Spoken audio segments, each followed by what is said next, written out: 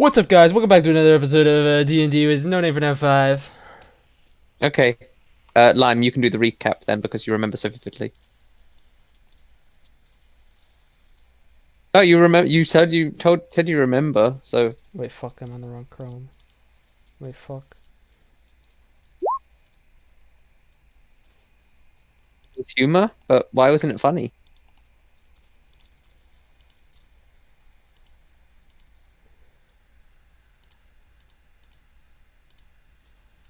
Alright, I Okay. fixed it.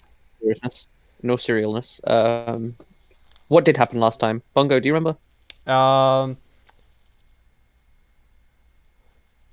wait, okay. So we arrived from the train, we got to the city, Dabo started speaking in another language, and I stalked him. We went to some fucking weapon shop or something, like that magic thing. And we didn't steal anything, surprisingly. Uh, and I think are we gonna go steal something else though now? Yes. Yeah, we're stealing some scrolls, I believe.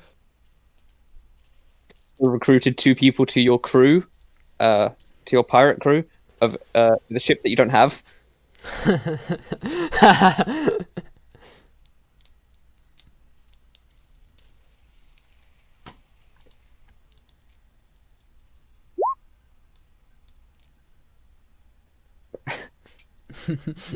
Based. And where we left off is you all gathered together, to discuss a plan to break into Das Dragon House and steal a scroll case from them because they stole it from some other people in the town. And you plan to do it the next night, so tomorrow night. This current night that's approaching, you have got tickets to see that fight. Yeah, a lot happened in those 2 hours. Jesus, you got tickets to see a fight that were given to you on the train after Ashlyn was recognized. They gave you tickets to a fight as a present for helping. And that about covers it.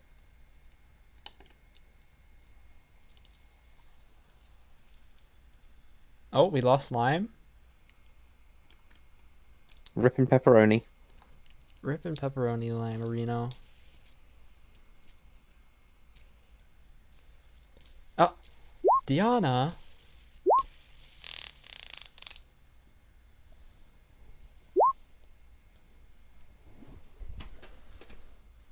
Yeah, we can go with 3. Otherwise, we would just never get D&D done if we people are always going to not show up. So,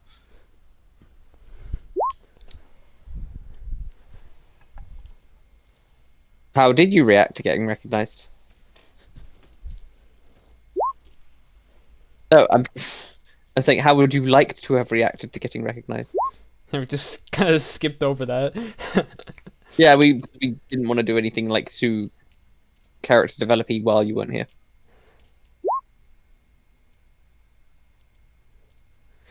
Alright, guys, rewind the tapes. Yeah,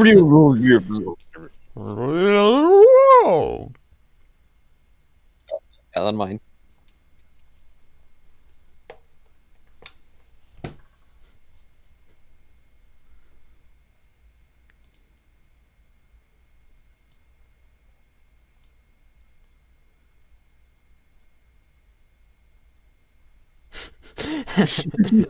Okay.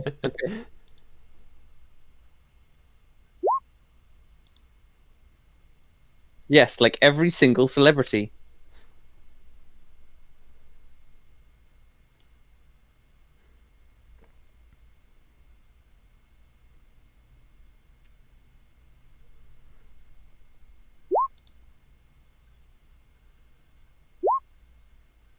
Not really. So yeah, currently, you're all gathered together outside of Carla's Curiosities after just having made this plan to tomorrow night uh steal some stuff with the help of Carla's brother. As you do. But tonight, in a couple of hours, you have a fight to see. You have tickets to a fight in the castle district. It's Kalos. Kalos? Colossus? Kalos. Kalos? Kalos. Carla.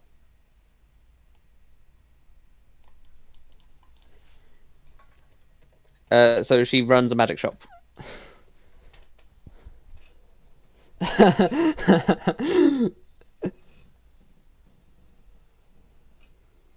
Kala. Carla. Sounds like you're saying Kala, yeah. Carla. Kala I am 1. saying the R. Carla. You got a hard R. Carla. I'm saying the R. I am.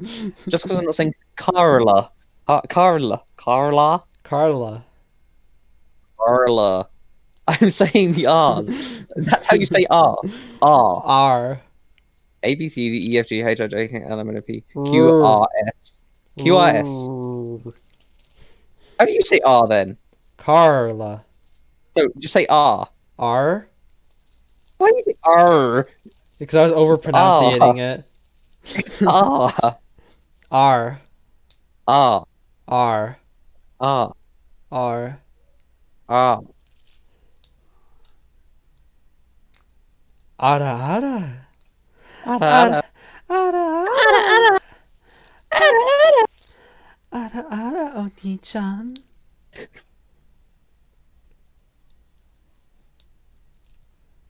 R. Anyway,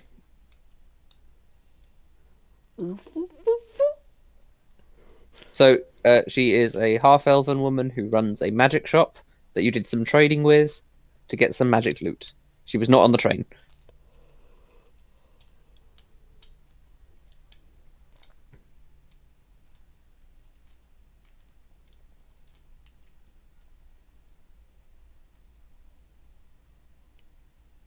What? What?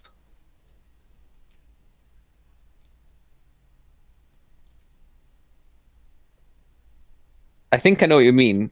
Yeah. Okay. Yeah. Does yeah, on the train. You don't say in the train. That's just weird. Yeah, you're on the train. You're either on the train or you're on top of the train. No, that's just weird. Saying you're inside the train. That sounds like you're doing something very inappropriate to the train. And I don't think trains can consent. Like when you're on the bus.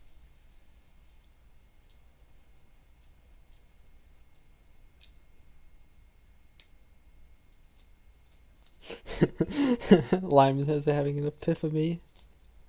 Epiphany. Epiphany. Yeah. Epiphany. Fight us. Epiphany.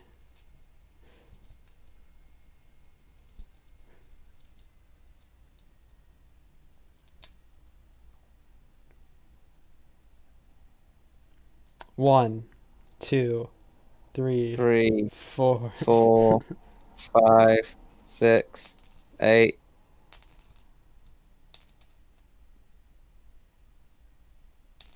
What? What the fuck? No, you're in. What? No, you're in them.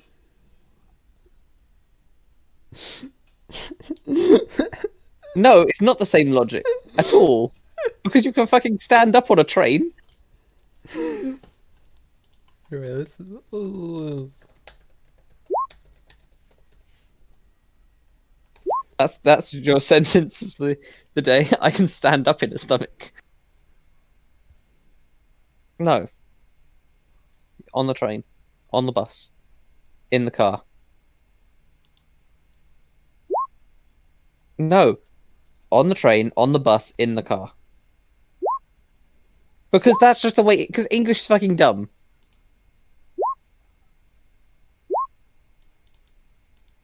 I'm in me mum's car. Vroom vroom. Get out my car.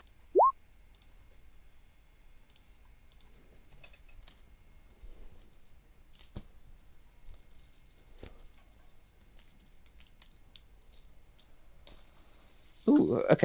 This is very good. English lesson. Time for some English lessons, guys. Happy English, as opposed to sad English. Okay, today we'll keep moving ahead with prepositions by going over some more specific terms and why they're confusing. Travel. We can go somewhere by car, by train, by subway, by plane, by helicopter, by boat, or by ship. However, if we decide to walk, we go on foot. If everyone's going to come over has by a bike, but if you have a flat tire, it's coming on foot. Blah, blah, blah, blah, blah. You can be on the train or in the train. Here's the subtle difference. I'm on the train. I want you to know how I'm traveling and how I'm traveling by train. I'm in the train. I want you to know my location and I'm inside the train. Same pattern above works with a bus, train, plane, except for the car. If I'm in the car, if you say I'm on the car, it means you're on top of the car. It still sounds fucking dumb to say in the train. I've never heard anyone say I'm in the train. I feel like maybe if you're at like a train station with someone, then maybe. No, I would still say I'm on the train. That just sounds so dumb.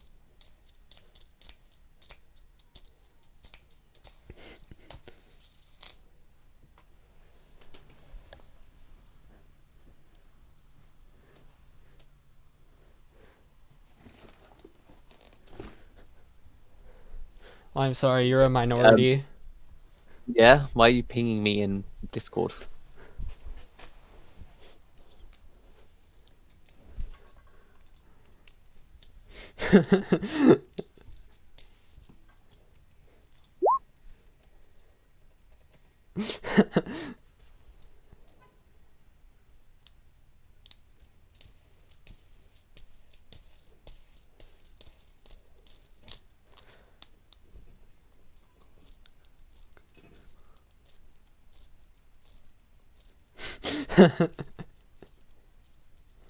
On the meat train.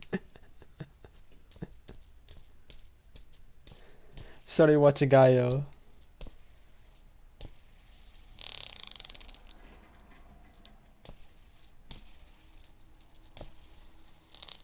I'm sorry, but myhappyenglish.com disagrees.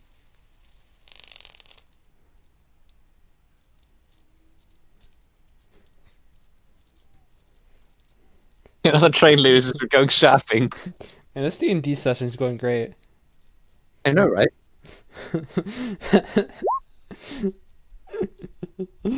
You should be. Anyway, so what do you guys want to do? Steal some shit. Also, wait, 1 second. I'm pretty sure you guys never even went on top of the train. Oh, you guys didn't, did you? No, we didn't. The bad guys did. Yeah, and then you jumped off the train. Oh, maybe you climbed up to... Yeah, you climbed up to see them. Yeah, never mind.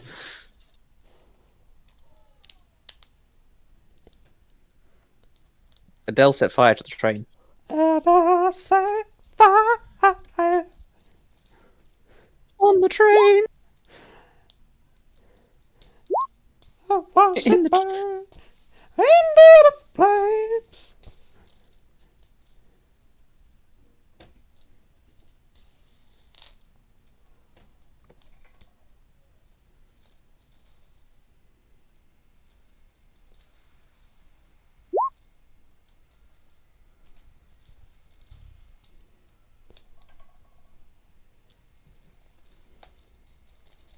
So, D&D.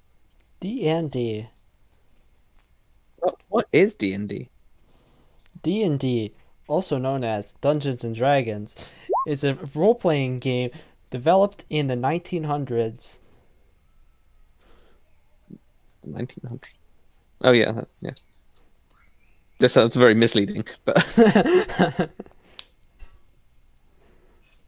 don't know, I was just spitting facts off the top of my head and fucking know what I was by doing. Wizards of the Coast, Was it where you can play as what was that class that was fucking weird in that first edition? It was like acrobat or something like that. acrobat? Hey guys, I'm an acrobat. That's my supernatural ability. Acrobatics. So, what do you guys want to do? I was about to say that. Okay.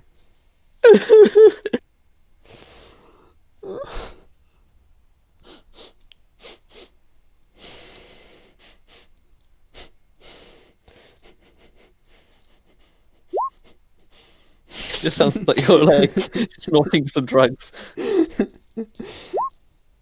I was. I'm glad you picked up on that. I knew it was some kind of thing, but I didn't know which one it was. I do that so much. The 20th Century Fox theme. Oh yeah, yeah.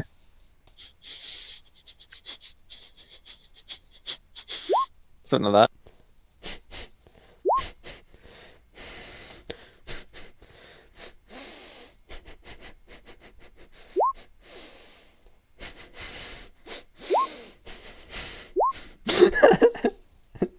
Well, I'm just saying I can hear it over and over again.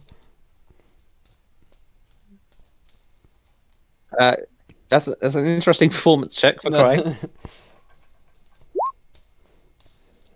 You got the right idea, but the wrong bitch.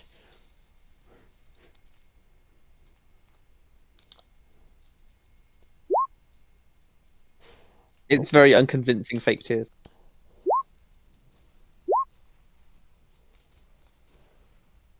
Wow, okay, wait. I need to do it now.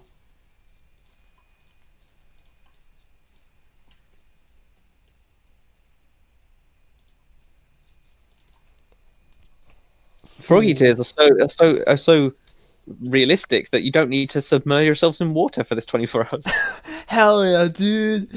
Except you do still have to do that. Damn it, I was gonna hold you accountable to that. You want my tears? Hell yeah. If it was that easy to cry, I'd be so much happier, so much less mentally disturbed. Alright, so can I get a bucket and then start filling it up with the tears? Very slowly, you can do that if you have a bucket in your inventory. Do you have a bucket? Uh, uh, I, I have a water skin. Yeah, that'll work. With your drinking water. Just dump that shit out. I don't need this. I don't I need- want tears. I dumped the fucking water skin on myself. It wouldn't be enough. You need to submerge yourself for 1 hour. No. It was raining. It was raining today, so you don't have to do anything today. But tomorrow, if it's not raining, you're gonna have to start thinking about that. Yeah, wait, where's the weather forecast? I want to be able to check this. No weather forecast. What the heck? But you guys have got about an hour and a half before this fight is supposed to start. That you heard some good things about.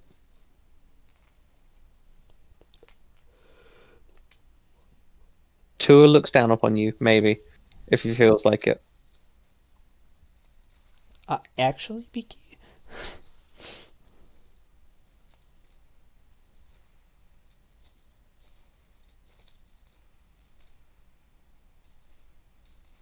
Yes.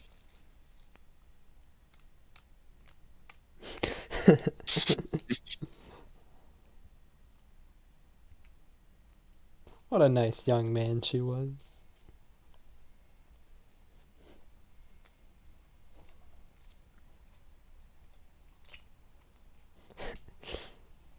Ping Wing asking if they subscribed.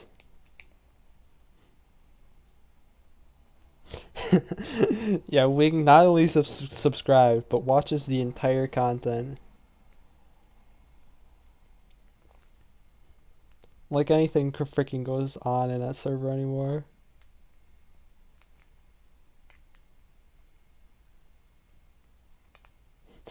The only posts are from the bot spam channel and the Total Drama subreddit channel.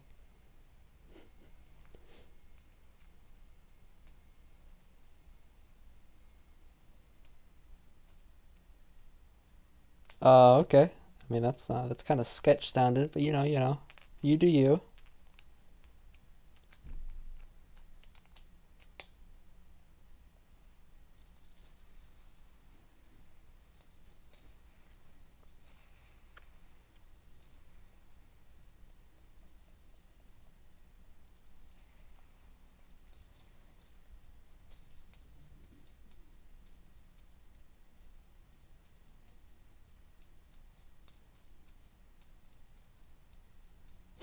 Uh,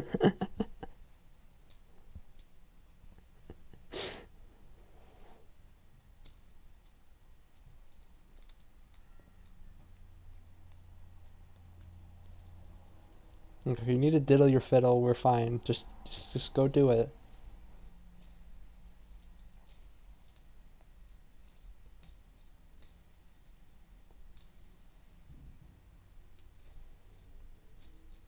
But what Edith and whatever the fuck Bongo's character's called, Galf. I don't know why I have so much trouble remembering. It's always every campaign. There's one character I just can never remember the name of. Edith and Galf. Don't worry, I forgot my name too. What are you two guys doing? Um,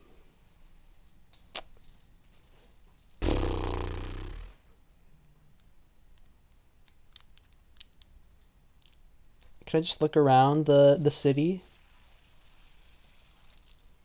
Yeah, you can do. You will need to head to the castle district to get to this fight, and you haven't been able to go there yet. All right. I guess I'll head over to that area, check it out.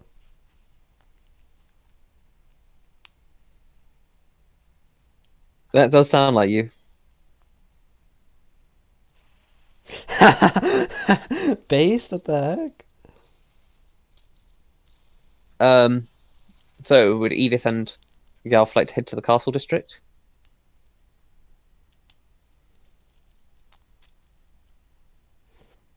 Yeah.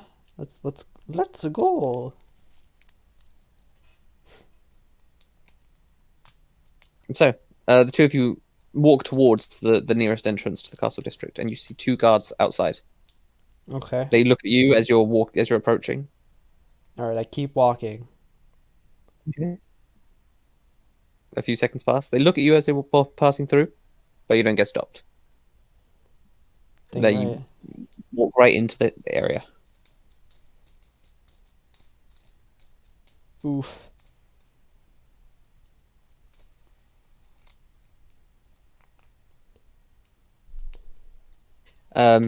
With the two of you in the castle district, you walk around for about 15, 20 minutes before you eventually figure out where you're going, and you can see the arena, effectively made out of the entire castle district gets its name from being made from an old keep that was used in the wars about 30 years ago, and everything's been reformed into brilliant looking buildings. You see, you pass by a tavern that's built into a tall spire, one of the tall surviving spires of these castle keeps, and everything else is built from the rubble of this wreckage, basically.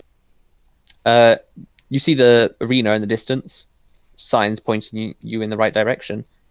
But as you're passing, Edith, can you give me a perception check?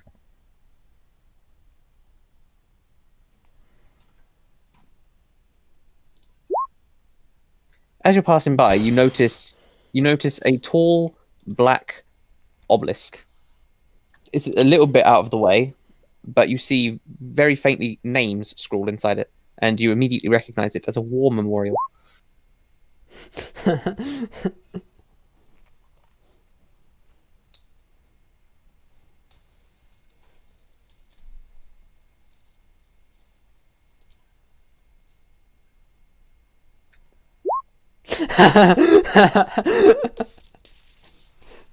Dead.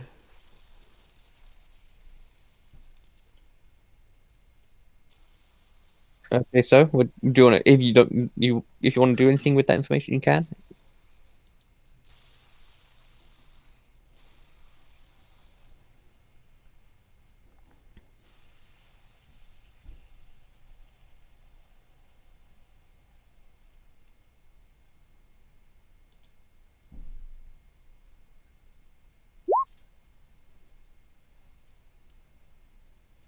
Okay.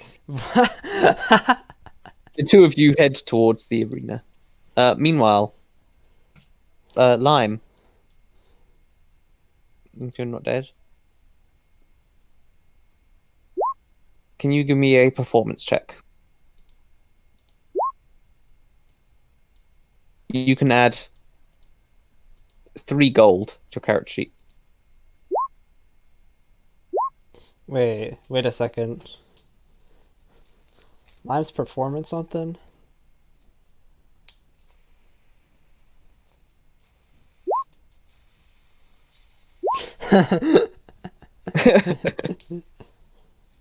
If I had a penny for every time I swapped genders.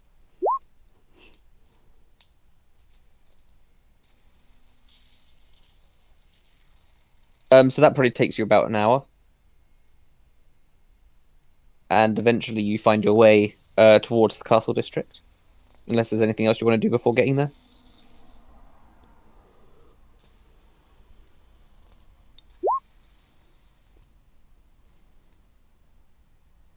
You get the feeling while I'm trying to think of a way of saying this. You get the feeling your usual you don't have many usual fans here. At least in the place where you were. The specific place you found yourself.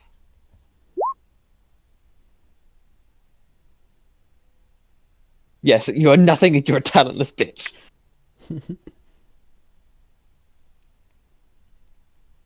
But eventually you find your way to the castle district and you seat yourself beside Edith and Galf. Balasar and Hook are also there in your special first class seats to the fight before you.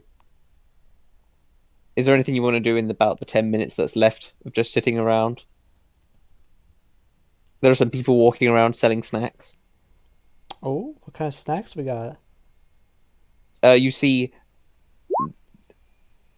see some peanuts, but they're fried peanuts, and they're covered with some sort of sugary coating, some Oh, heck yeah. sugary crystalline coating. Give me that. They're 2 copper each, 2 copper for a packet. Sure. I don't know how much I don't remember the conversion rates. It's 10 copper. Yeah, that's the thing in the UK.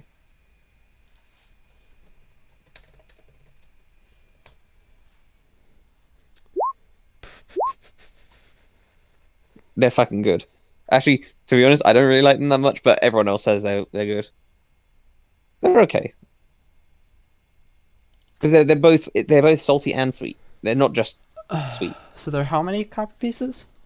2 copper pieces per Three pack. copper pieces? Two. Two. Wow, that's fucking cheap. Um, So you could just pay 1 silver piece to get one for everyone if you wanted. sure. You probably wouldn't see any cotton candy here. 1 silver. Yeah, Okay. and you get a portion of sugary peanuts for everyone.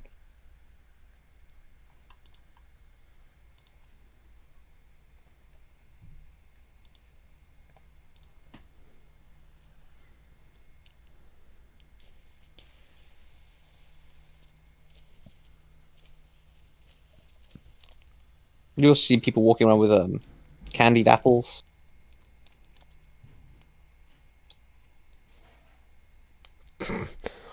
Hey, Sugar Toots. I'll hook you up to some cotton candy. You just gotta come behind the bleachers at 7. That sounds like the worst offer ever. No, thank you. Thanks to Granny. I don't want your drugs. No, no, no, this is some special cotton candy. I'm telling you. And it's just actually just some ordinary cotton candy. He's just the shadiest sounding person. I can hook you up, man. So, anything else people want to do? No, I got my peanuts. I'm happy. I'm ready for this jelly. I don't think I'm ready for this jelly. 'Cause my body's too bootylicious for you, babe. My froggy's too frogalicious for your family. 'Cause my frog is too frogalicious for you, babe.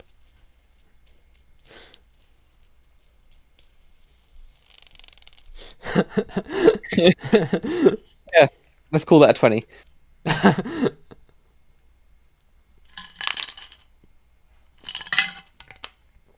Damn. Alright, bye guys, I'm leaving this call. No, don't leave. That's what we make fun of. You have to back this fool roll.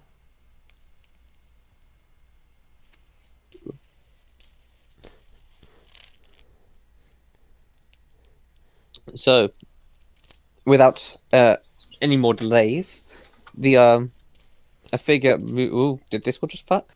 Did Discord just fuck? What's wrong with Discord? Oh no, my Discord just bugged out of there. Okay. Without any further delays, a woman steps out into the center of the arena, and A the woman. hushed whispers between people begin to go quiet. You will recognize this woman as someone who was on the train with you, Mistress Falia, who is the one who recognized Ashlyn and was the one who gave you the tickets.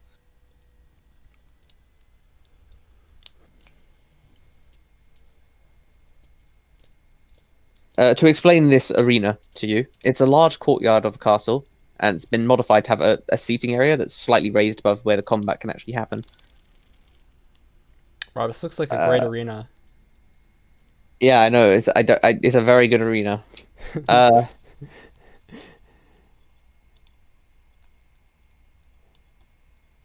I don't know if it's just dick and balls over there.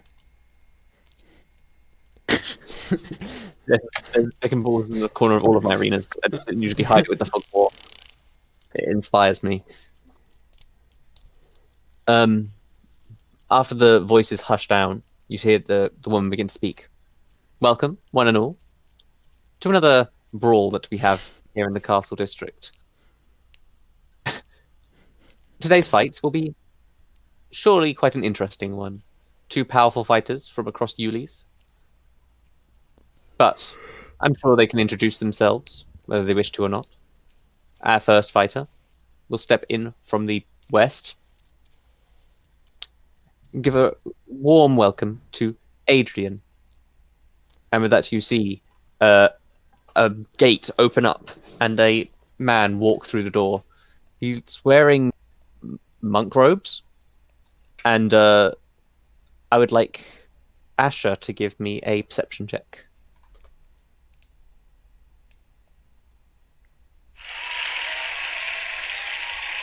Yeah, that. I don't know where that came from, but yes. With your perception check, you look down closely enough, and you think you see a necklace around Adrian's neck, one similar to your own. He gives a bow, but doesn't seem to say anything. Instead, looking intensely towards the gate at the other side of the arena. And our other competitor, Sable, and a strong-looking woman with a rather revealing outfit, but mostly just to reveal her massive muscles, steps forward with a massive fucking axe. Massive muscles, that's what everyone's looking at. I mean, her muscles are bigger than anything else Oh, on her body. well, gotta get a natural one.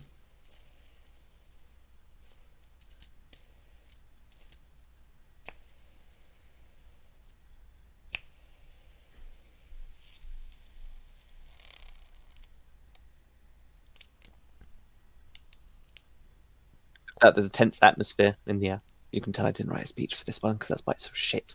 As the two stare each other down, Mistress Valia steps back and climbs up onto an overseeing platform. Well, is everyone ready? There's Yeah. dead silence in the arena. Yeah, I'm feeling ready. It's. We can begin. And with that, both of the combatants spring into action, and I'm going to need them to roll initiative. First up, Oh, an actual arena. I know, right? It looks so good. Dude, did you just make this? I have deleted the other one by mistake. It happens. It happens. Okay, we can see one of their health bar numbers. Shut up. All Had a right. bad week. okay. It's not my fault that D&D sucks. It's called being higher level than this.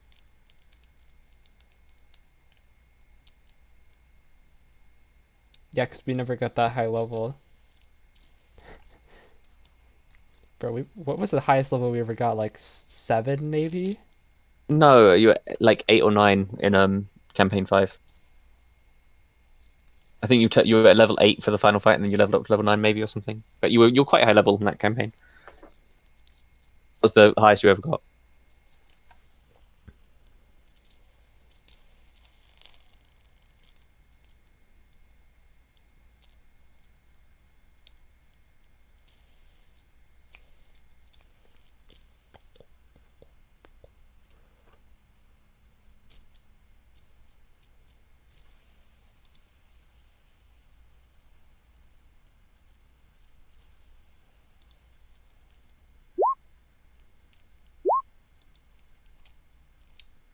Just like a couple more levels, you would have been to the hundos.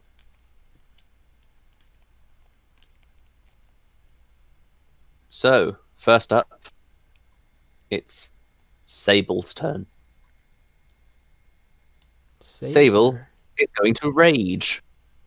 She lets out a primal scream. Roar! I don't want to scream too loud, so. And she's going to run the fuck forward. All the way to Adrian. Just charging, spending her action to charge. Is it bonus action to rage?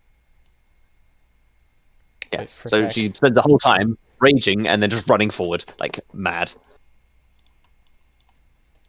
And with that, it's Adrian's turn. Adrian is going to see what's he gonna do. What's it gonna be?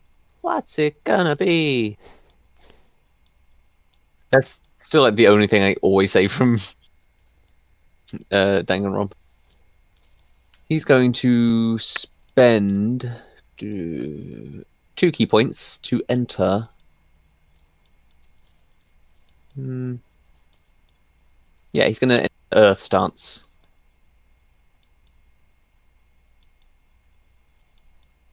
He watches his body starts changing.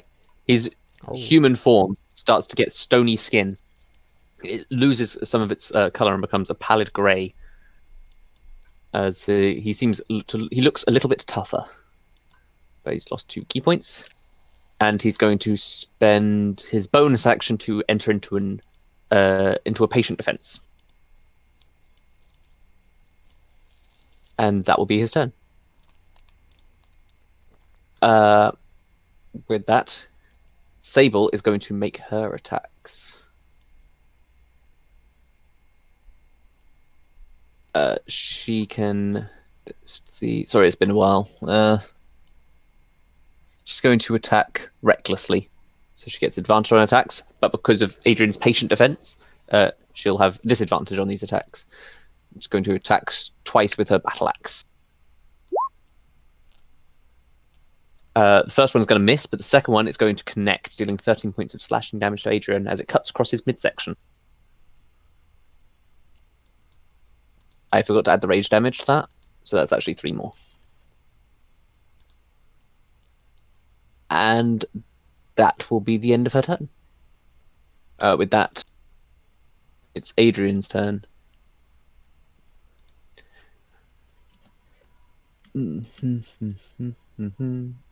He is going to spend a key point and a bonus action to activate an earthen pillar. Watches a pillar of earth right around here thrusts upwards, throwing a Sable how high in the air? 40 feet into the air, and so she's gonna have to make a dexterity saving throw.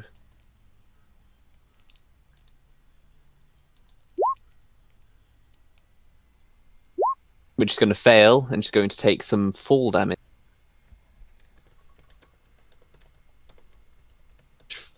She plummets down, taking 5 points of bludgeoning damage from the fall.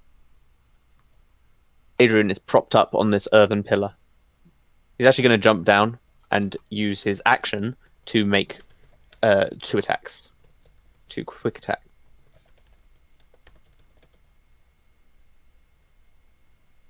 And because she's prone, he gets advantage on these attacks. So, why does he not have...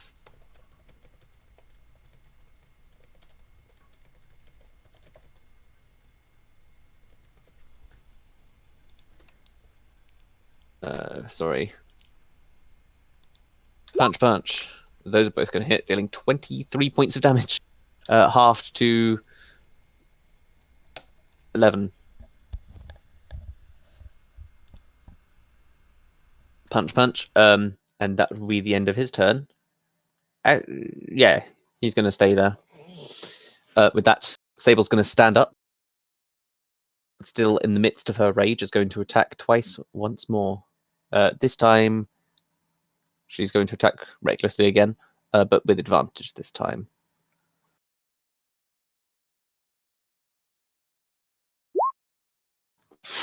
Okay, so that's going to deal...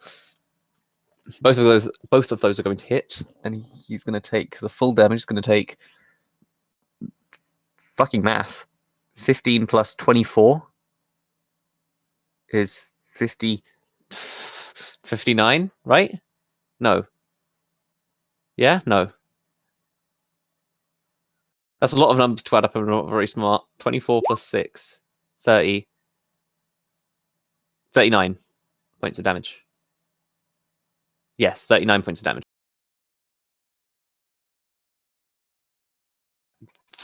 He's pretty badly hurt.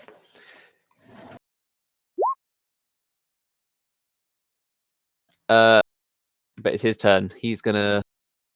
He knows he's in a bit of a bad situation now.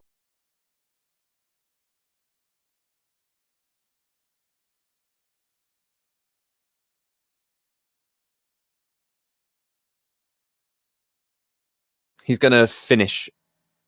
He's gonna use his action to end his stancer. He's gonna finish with an earthen kick. He's gonna push her back 15 feet. She's gonna have to make a strength saving throw. She's gonna make...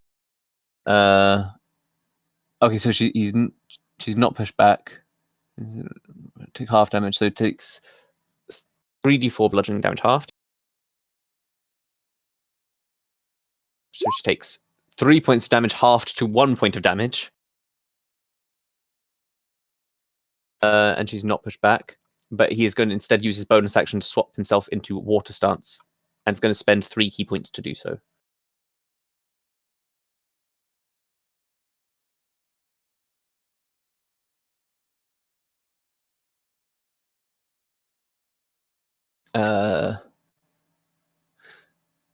When a creature starts, I determine in the orders. Okay. Cool. With that, it is Sable's turn, and she is going to need to make a strength saving throw. Where is it? She's gonna make that, so she's not pushed away. But she's still raging. She's gonna make her attacks, but she's gonna go reckless again.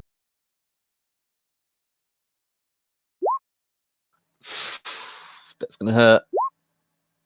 Oh boy, 36 plus 18 is 46 plus 8 is 54 points of damage. Did she just fucking win this fight?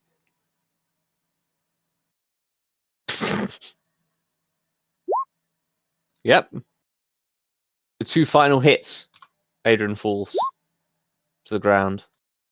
She holds up her great axe angrily and lets out another primal roar as she slowly walks back. Mistress Valia slips forward and says, well, that was a very interesting fight. Didn't expect it to be over so quickly, but congratulations, Sable.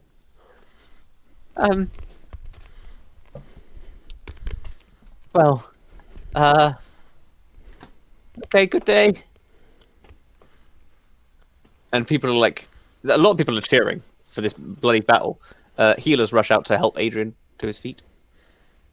And crowd is ushered away after a very quick fight. Most of you aren't even halfway through your peanuts. What the heck? I try to scarf him down. Give me a Constitution saving throw. Okay.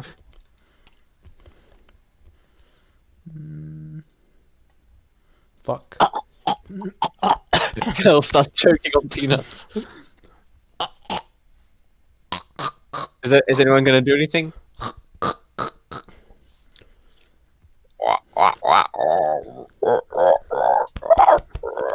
I'm hitting my chest. He's choking on a peanut. Is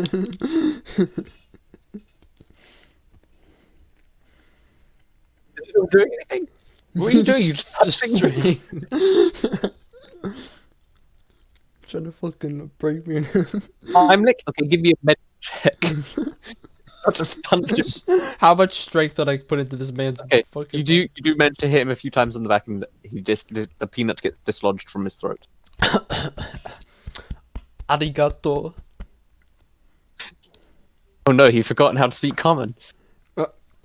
Watashi wa Galf-san.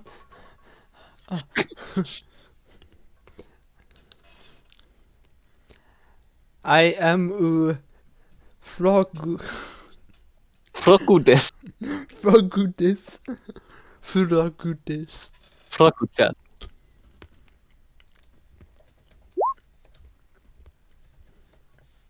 Gekota. Oh yeah, Gekota. How did I forget frog in Japanese? I know, right? Like, I fucking frog in I Japanese. freaking hear We're it all always the... talking about. No, We're always talking about frogs. no, I hear it all the time in Railgun. Yeah. Yeah. What do you guys want to do after this fight happened?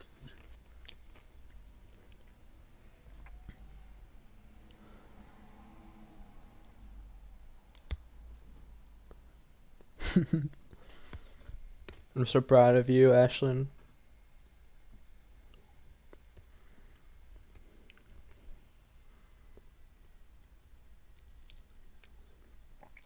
Come on, he's weakened, right?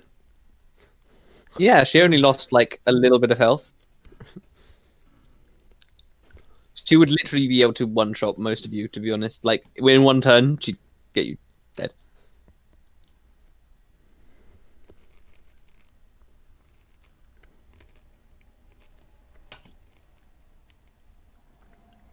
I don't know.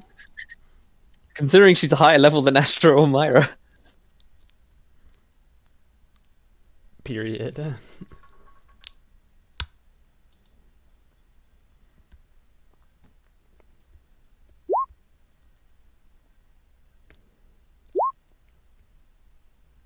It's getting late. It's getting to about... So the sun has already started to set, barely.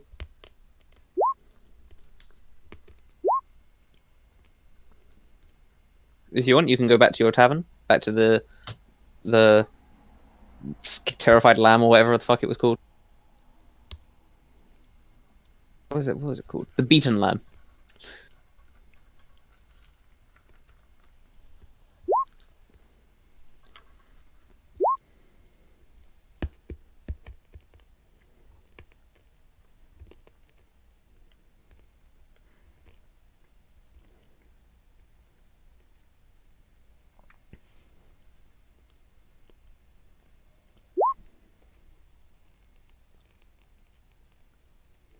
What?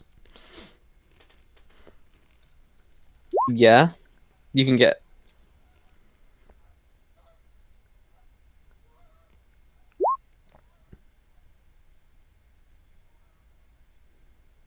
I mean, if you really wanted to change, you can go to basically train, like, punching bag situation until you get a critical hit against the punching bag. Just punch the ground a punch.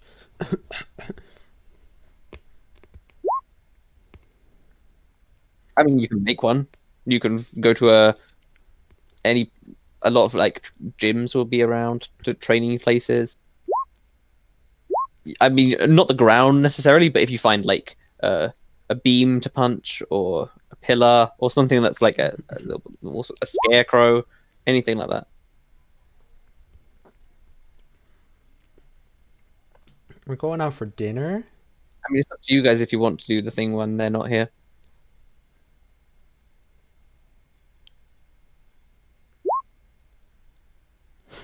Bonding session. I mean, there's a lot of big missions that can happen. Just saying. We can always just start the mission, and then leave it halfway or whatever. But it's up to you guys what you want to do.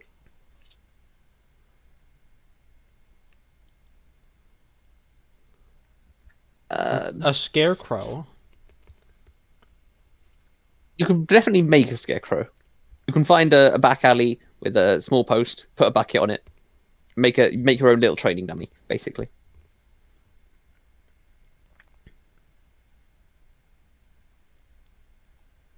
Yeah.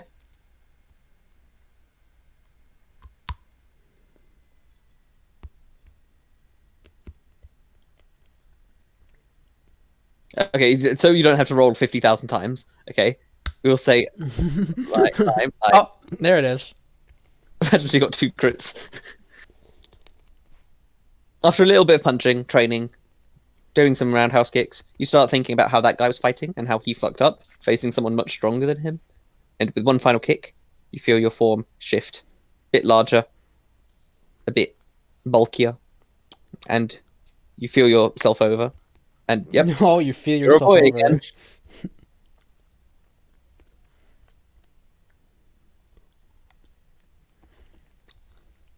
Still looking attractive.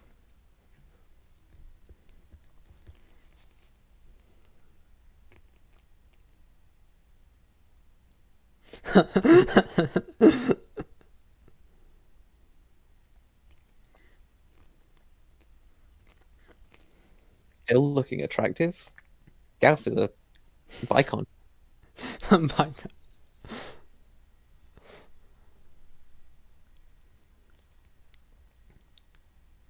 Well, yeah. What is Asher? Because I can switch. So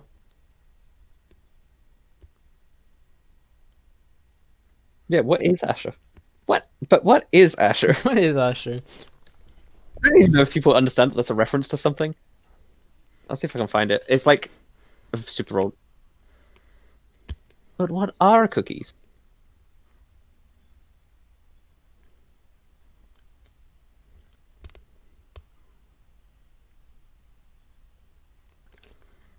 What's a penguin? What's an iceberg? I'll find it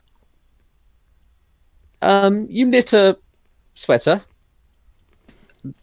The neck hole and the head holes. The neck hole and the arm holes. No, yeah, the neck hole and the head holes. Yeah, you're right. You have the neck hole, the head hole, the 2 arm holes, right? Wait a second.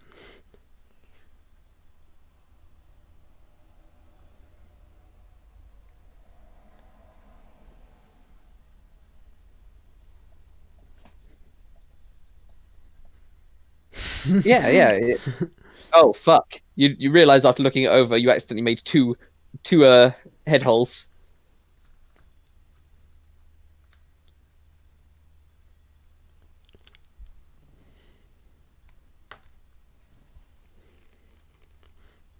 And no body holes. Yeah, nobody goes. Where the fuck is Agni? Although I don't think Agni would need a comfortable, warm sweater. The best kind of stripes. The best kind of paper strap better is all the time. Turtleneck. That's the kind. 'Cause when you're wearing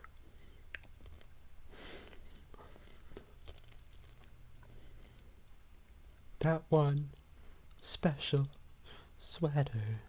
No, my favorite song from SpongeBob was what was it? The Krusty Krab, yeah, pizza. Here's the pizza, yeah. Okay. Lime, are you here? Lime? Yeah. You're getting a sweater gifted to you, and also we're asking, do you like dicks?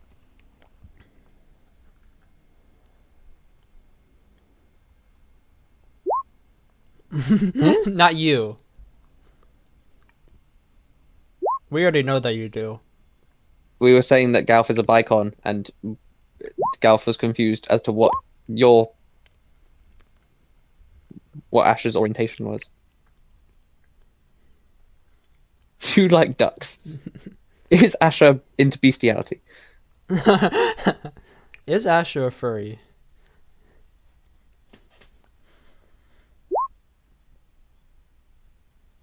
Fuck. Dang, I got no chance. Even as a bicon.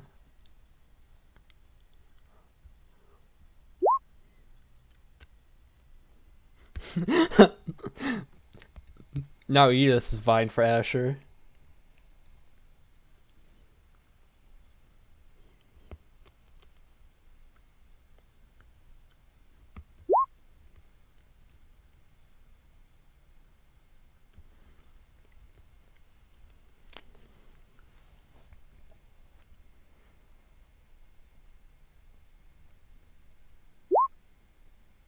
In character. In closet. On train. In car.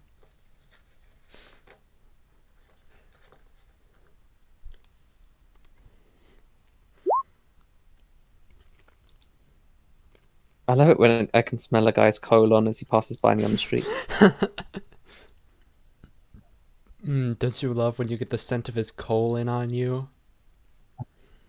When you can smell his colon all over your bedsheets.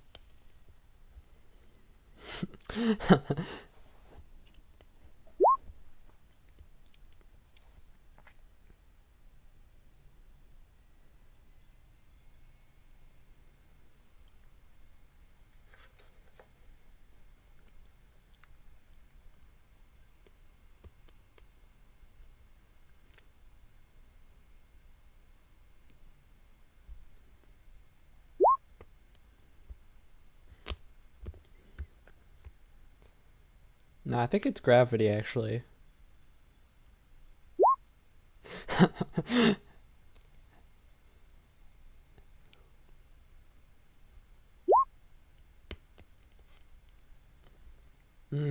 I see, I see.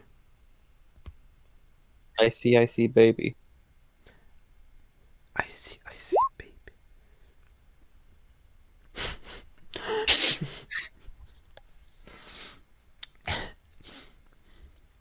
Edith is great. Edith reminds me so much of Dabo's character in campaign 4. Campaign. No, campaign 4, the boat one. No, not Simon. It was, I don't remember what his name was. Oscar, Oscar, yeah. that was it. Just like, what the fuck is he doing here? Dude, Oscar was great. Slimin. Simon was great.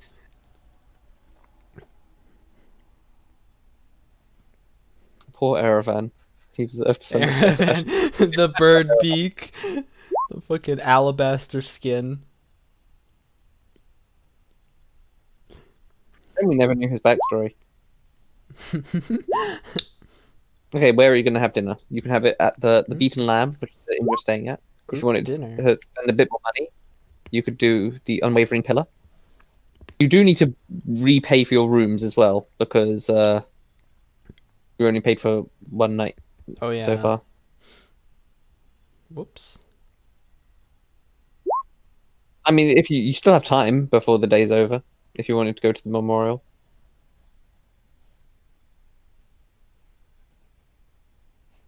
Um, Probably somewhere around 3-4 gold.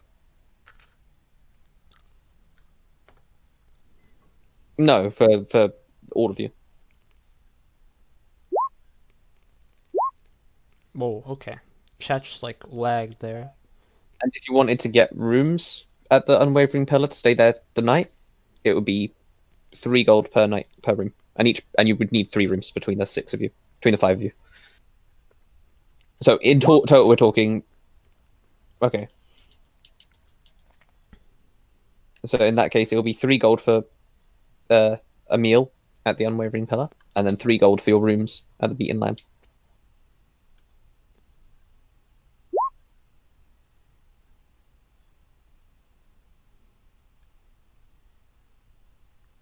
So what kind of meal do you want? Meat. Meat. Oh. There are a variety of meat dishes brought out to you Um, at your table. The 5 of you are seated around, and you have some time to discuss what's going on.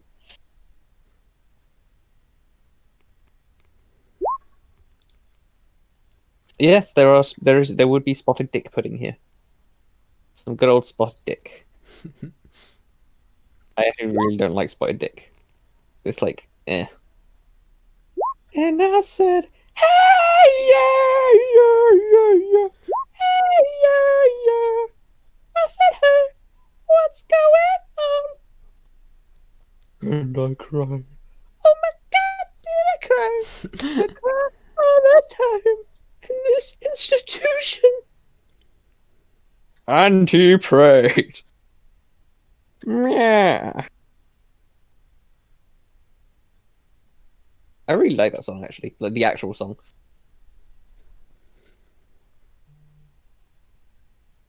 But yeah, what are you guys doing? You got some time to discuss what's going on with the heist at the Dragon House. all right. So we're gonna go in, take the things, and leave. Simple as that. Easy. Well, planning done. Good plan, guys. Good night, guys. I think it was a good session.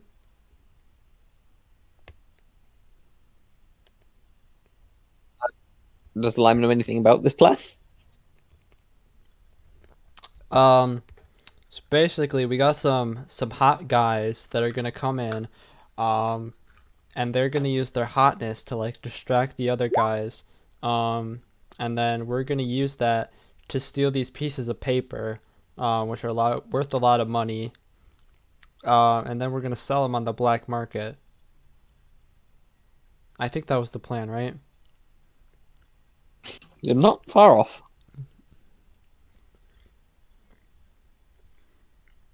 Perfect.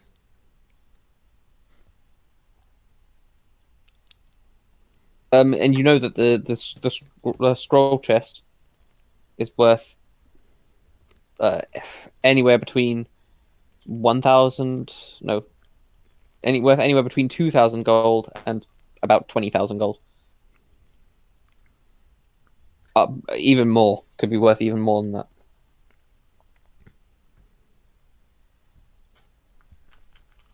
All right, that's hot.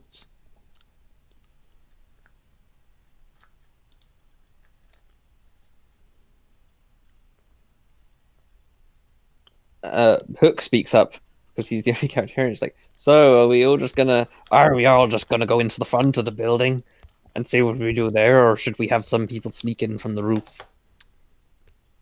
Oh yeah, can we just like just destroy their entire roof? Just come in from there. There's windows on the roof. Oh, okay, yeah, just go through those. Yeah. Okay, but all of us, or just a few of us, and some other people distract.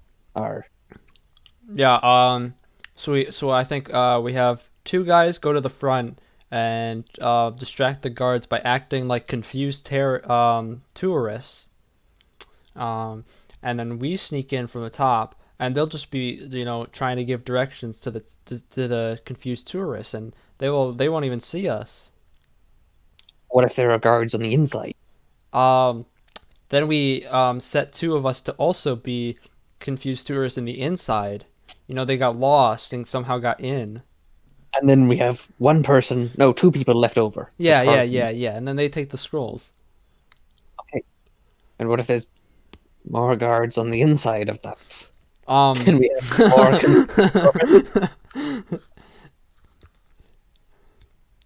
I hadn't thought that far ahead. I'm gonna be honest. Okay, I like the plan of the confused tourists. But who should do what? All right. Edith, you're stealthy, correct? No. Okay, who is stealthy? I Okay, am. Edith, you're stealthy. That means you could be the one to grab the scroll case. I'm also a stealthy boy. Then what if the two of you go in, you take the scroll of enlarge reduce, that you... Oh, fuck, we can't use that. None of us can use it. Only Cot can use it. Okay, okay. So the frog and the old lady, they go in, and they take the chest, Okay. while everyone else distracts. Is that a plan? Yeah, yeah. So we get the what do we get? The gender bender, um, and the pirate, and who else we got? A dragon. Dragon. Code name. Code name. Codename Dragon. gender bender. Code name Genderbender. Code name... no, we can't say dragon, because then it's fucking obvious who it is. Code name Cobalt, because he's blue. Code name Cobalt. Code name Genderbender. Code name... Ashlyn, the last gender bender.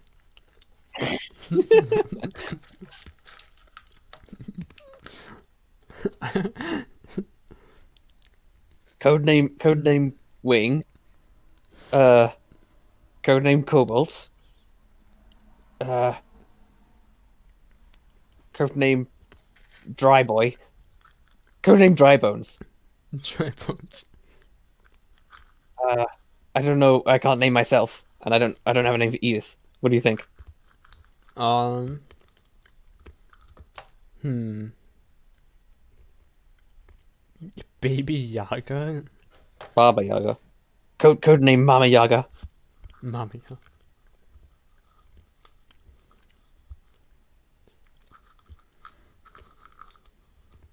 I just realized this is like Codename Kids Next Door is. Codename Kids Next Door.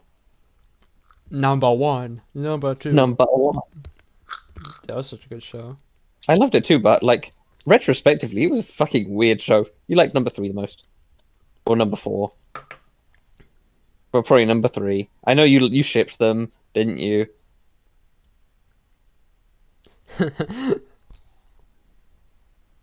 My favorite was number 3 as well, and I shipped them as well. Wait, who was number 3? The fucking Asian one.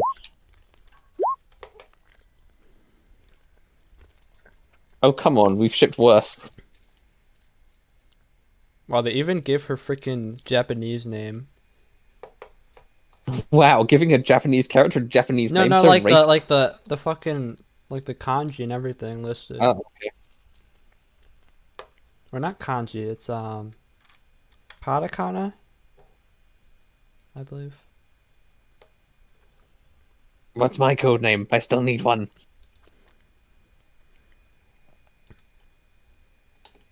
Um, Hook. The one who's talking like a pirate. Codename Pegleg.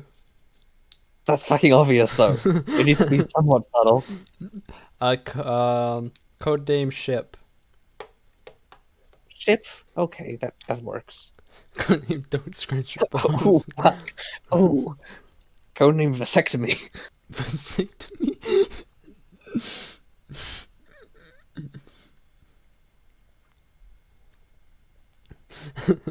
Oh, Lime's now filling up a bucket of tears too. Galf just hides up a thing in front of Ashley. He's like, cry into this. I just realized something. I realized what your character. I don't know if you'll know this reference because it's very English. You're cutting out. This is you. This is Oh. this is your character. Moisturize me. Where are my surgeons? Oh, I remember this. It's too hot. Moisturize me. Yeah, I watched Moisturize me. all the way through the Matt Smith Doctor. Oh yeah, me too. So Everything has its time and everything dies. I am too young.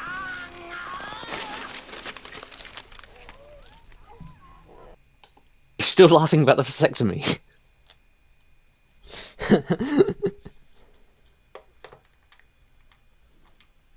Okay, so is everyone happy with their code names? I don't. Wait, what was mine? Dry bones. Dry bones.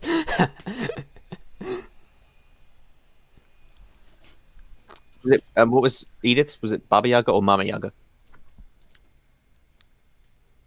Baba Booey. Baba boy.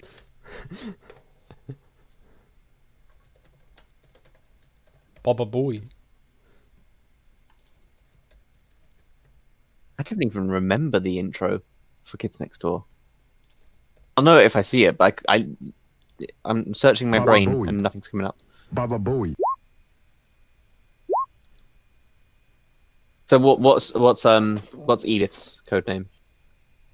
Remember his Baba Booey.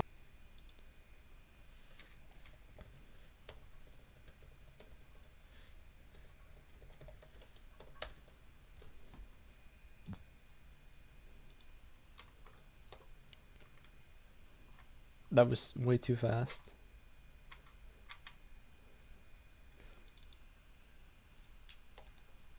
So can we just talk for a second about how number 5 was like way more competent than anyone else?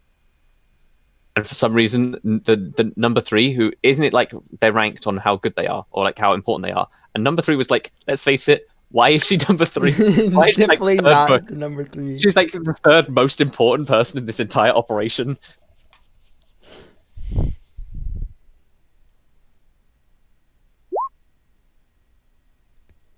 I agree she was like the best character, but from an objective standpoint, she was like, why is she here?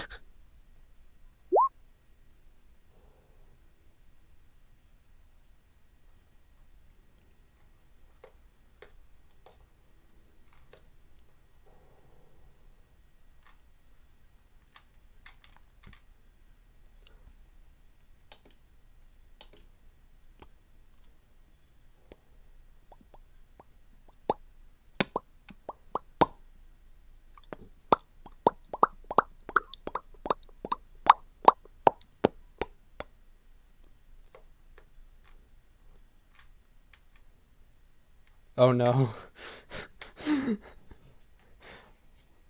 Oh no.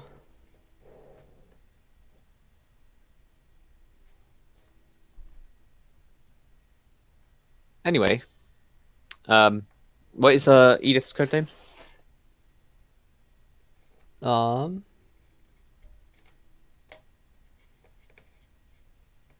Hmm.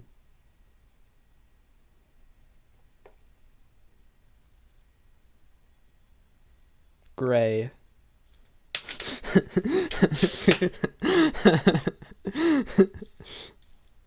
What if it's Drew, because Drew was the old lady the whole time?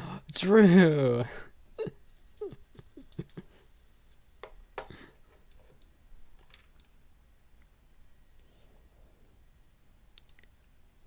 Okay.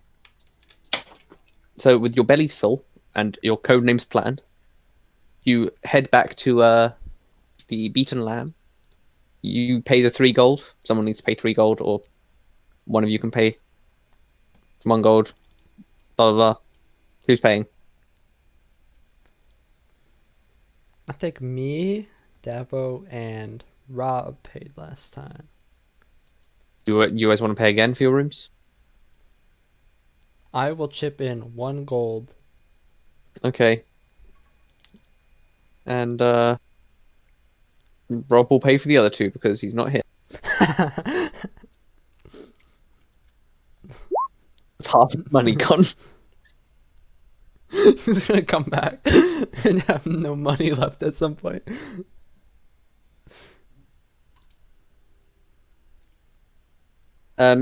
You all get a night's rest in the Beaten Lamb, and you wake up at about sunrise the next day. Your plan originally was to sneak in at nighttime, so you still have a whole day to kill here. And it's currently quite sunny and warm outside. Is there anything you guys want to do? Or do you guys want to wait completely for Rob, like next time when Rob and Dabo are here?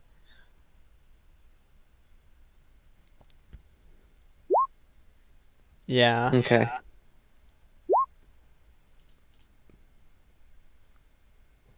There are a couple of side quests you can do.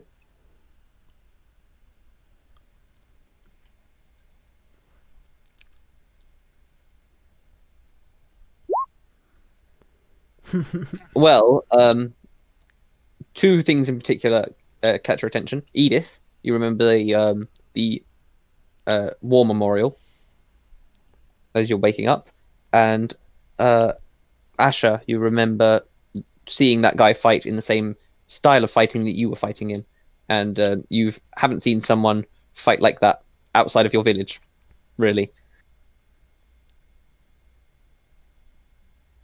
Galf, you remember that you're a frog. You remember that you're a frog and you need to submerge yourself in water today. Preferably before you sneak into a place and start suffering exhaustion. Alright, I'm gonna go take a bath. Okay. Are you all doing your things separately or together? I mean, I if mean, they I want to don't take know. a bath with me.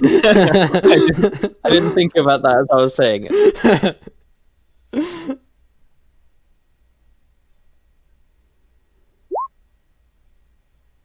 I'm just gonna watch.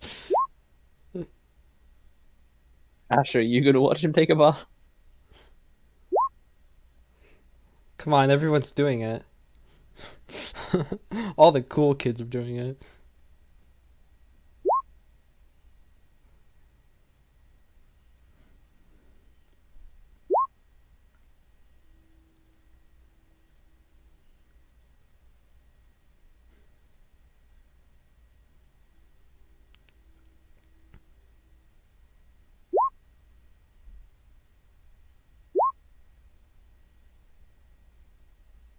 Okay, I was going to say when your grandma, when you, I thought that was going a very different direction. I had these little ducks that were like, they're like what are they called, like life preservers. They were like little life preservers, but they look like ducks, and you could like Mm. connect them together. That was my favorite one. They were all kinds of different colors. Cups are fun as well. I remember trapping air in them and putting them under the water.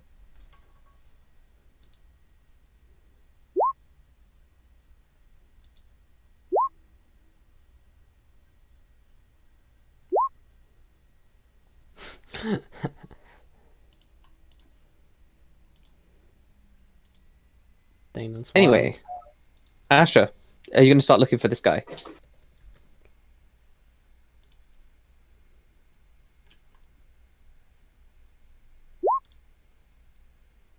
Okay, if you're looking around the castle district, just give me a general investigation check.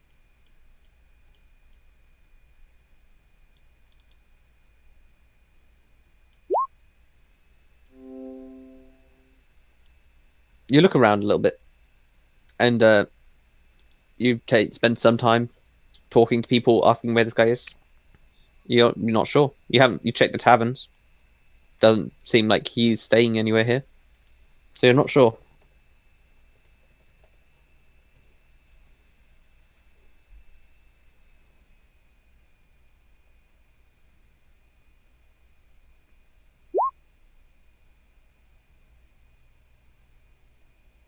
You can find her, yeah. She'll be staying at the unwavering pillar.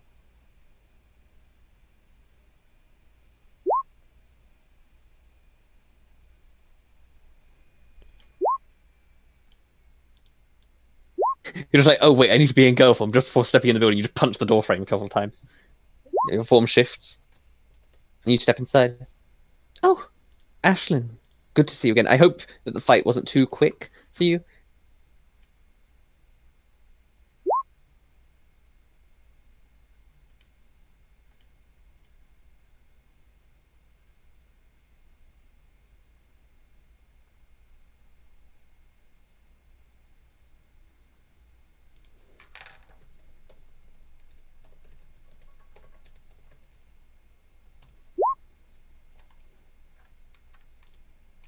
Yes, she is very strong. She comes from a sailing background, I believe. She used to pull up the entire sails by herself, where it would normally take 3 or 4 men to do so.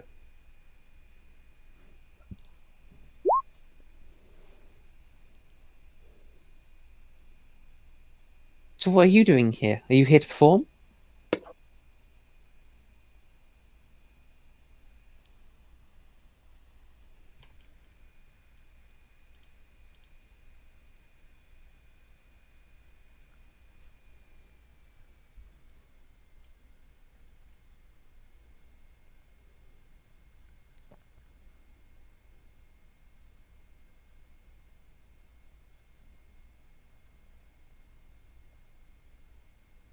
Adrian.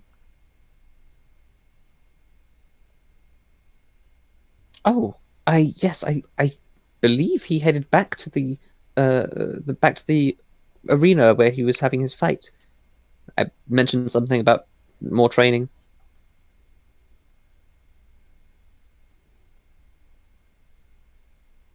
Yes, I don't see a problem with that. It's a public space when there's not a competition being held.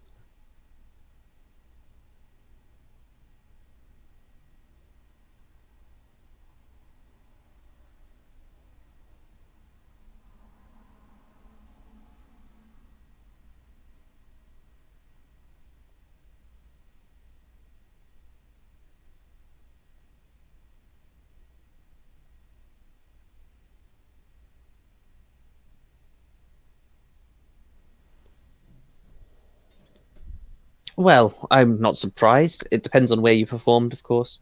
But this city's very eclectic. You'd have more luck in the capital, I'm sure, as I'm sure you're aware.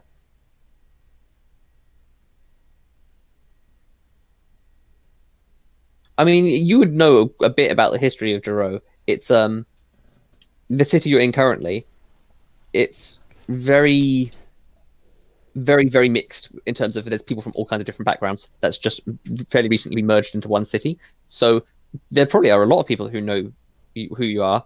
You probably just got a bit unlucky of where you're performing.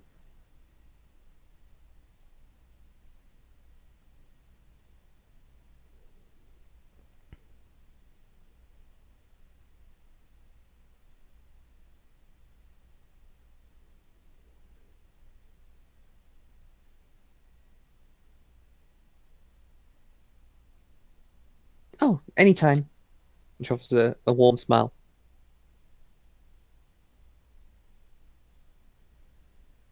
Okay, you head over to the arena. Uh, and you see him there. There's no one around. He's seems to be sleeping. Sitting down and sleeping. Fuck off, Galf. Why are you... What? Give me a perception check.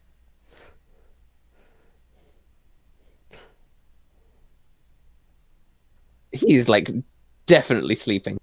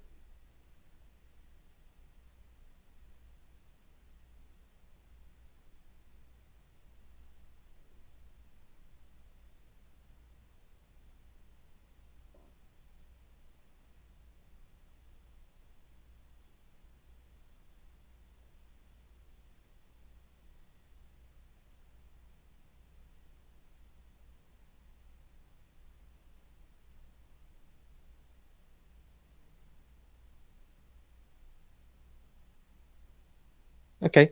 You can join him. How close are you getting to him?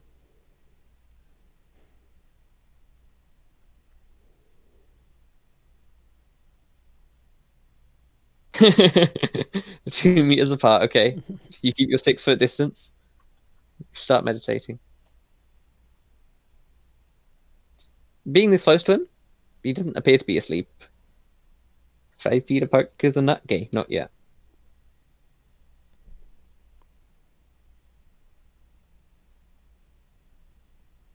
Okay.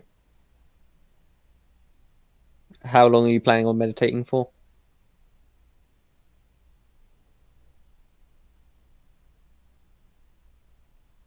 Yeah, you've got until you've got about 10, 12 hours before you have to be together to do this plan. So you've got time.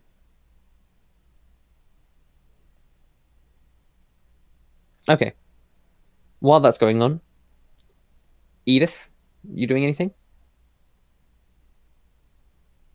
Your bath is probably finished by now, Galf. What? With the time it took Ash to find, you've fully submerged yourself in water and are good for the next 24 hours. Alright. Edith didn't help anything, but if the two of you want to do anything, you can. Hmm.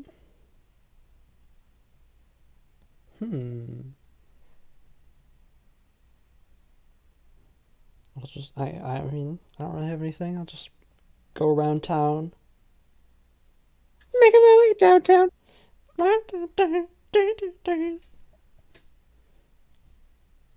And Edith, are you there? Okay. Guess she died. Rest in peace. I mean, she was old. We won't miss her.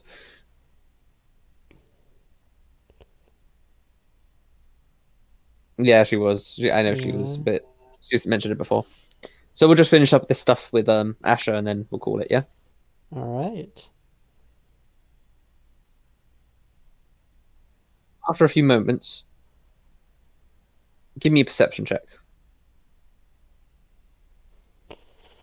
Your eyes are closed, but you can feel Adrian turn his head to look at you. I thought that it was gonna be something else. What? So you can feel Adrian. I Oh. was like, oh. This is... You can feel Adrian's other head turning a different direction.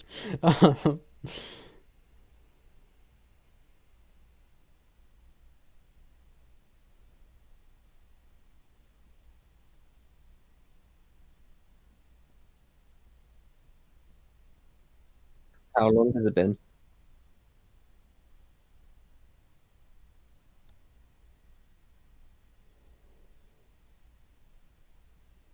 Since you left your town? You spent some time going around as Ashlyn. It's probably been about 3 or 4 months.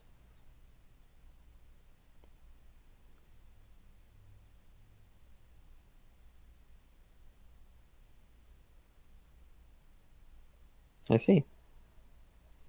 I haven't been back home in 3 years. I don't miss it.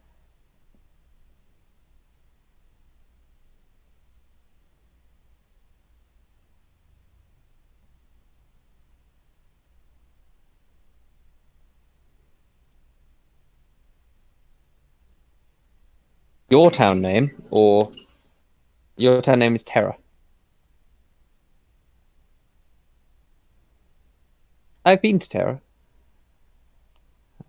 to pass my trial, but I'm not from there. I'm not a Ganassi. Yeah, you look at him. He's human. About probably 23, 24, 25, something around that age.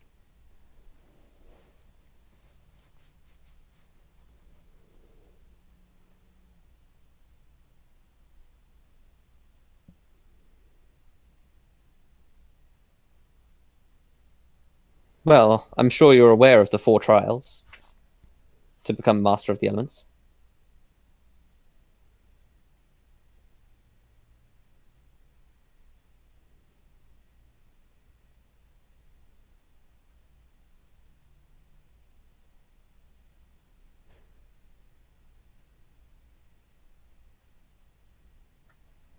He looks over, and you can tell he's looking down at your neck. Ah, just started your journey, I see.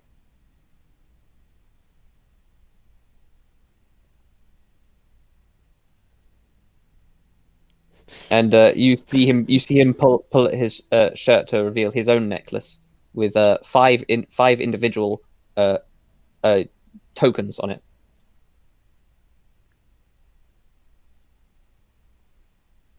Yeah, 5. Give me a perception check. As you're not looking too closely, you're just like you're still maintaining social distance from him.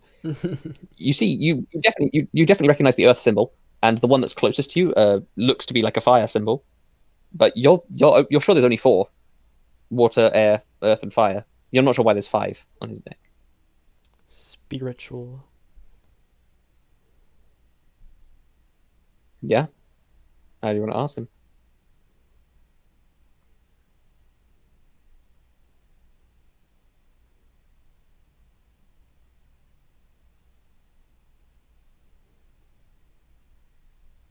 Yes, 4 of them are the elements.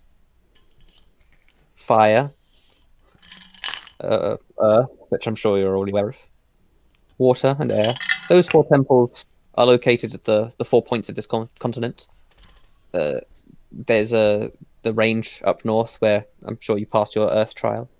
We're pretty close to the Eastern Temple as well. I'm sure that's where you're going next. The Air Temple. To the south is the Fire Temple. Bit of travel to get there. It's on an island. And to the west, the Water Temple, which, fair warning, I think is the hardest. This fifth token, though, this one's something different.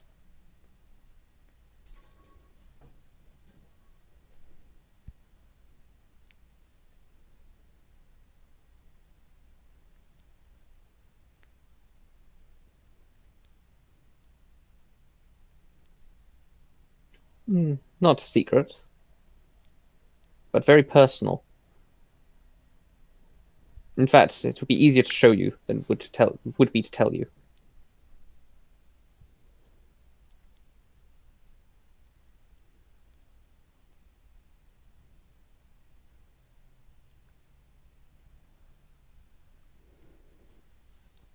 Very well then. Come at me.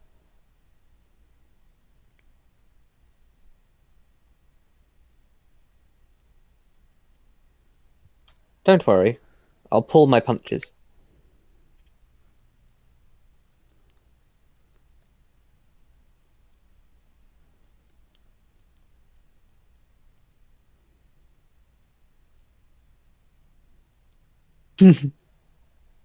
Don't worry. I'm pretty sure I got hurt enough yesterday.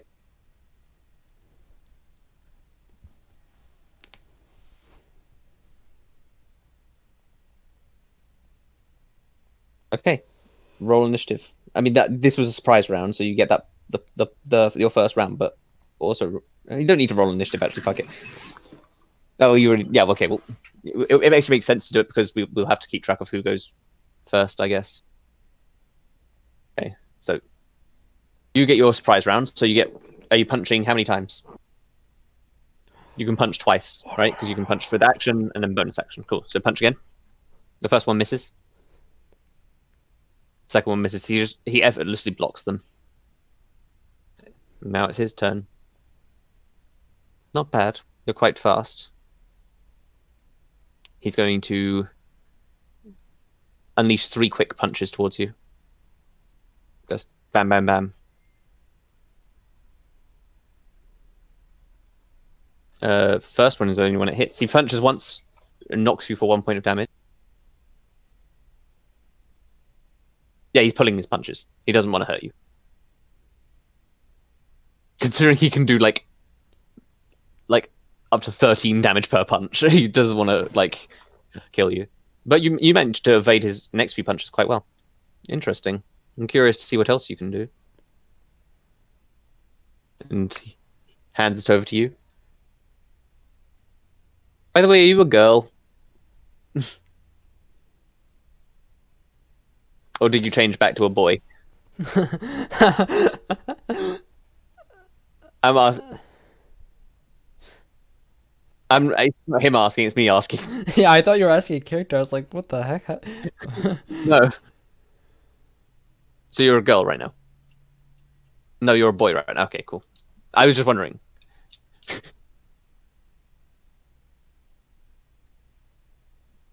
I mean, you didn't tell me you were changing back, but I think you meant to change back. So yeah, you're a boy right now. You're a boy now. You're a girl now. You're a boy. You're a girl. You're a boy. You're a girl. He effortlessly dodges to the side of these. He basically just touches your hands and pushes them away quite easily.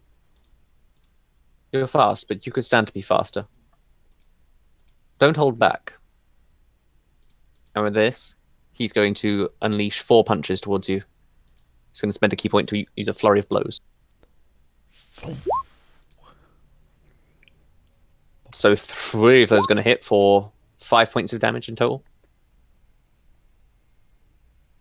As he punches, it's like by the time he's hit you with his first fist, his second fist is already coming in for the strike.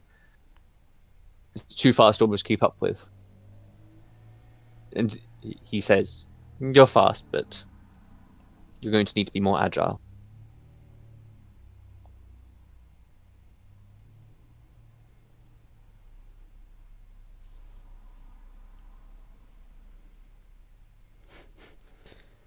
Oh no, nat 20 pulled punch.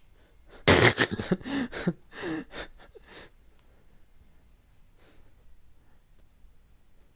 up to you. Your turn.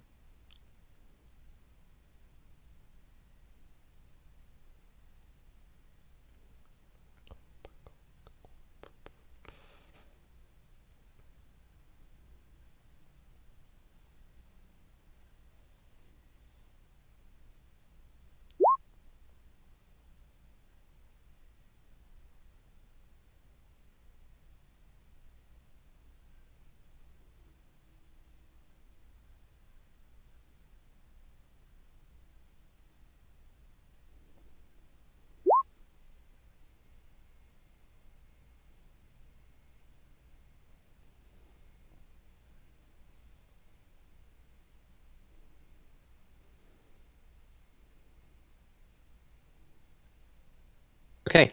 Fire swells around your fists, and the faint cracks in your skin start glowing with a bright amber color. That's your action.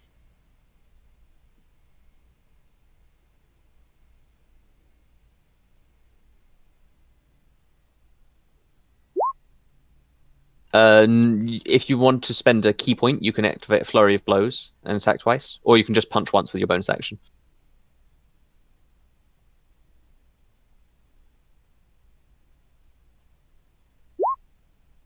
Okay.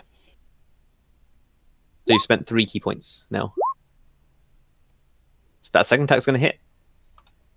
He takes it. It's like, that's more like it. You can also roll the fire damage. You got it on your character sheet, but...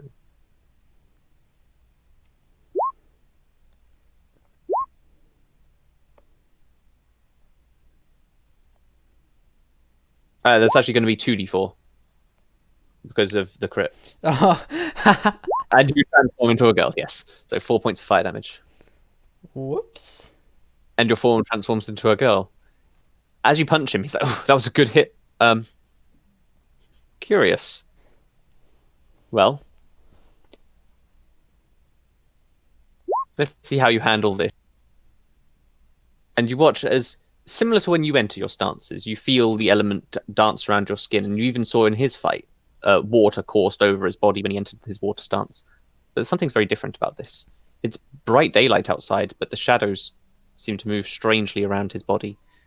His own shadow sort of multiplies and merges with him before you see 1, 2, 3, 4, 5 shadowy clones of himself as his eyes go completely black and he enters into his shadow stance. Ooh. You're going to spend 3 key points to enter a shadow stance. That's his action.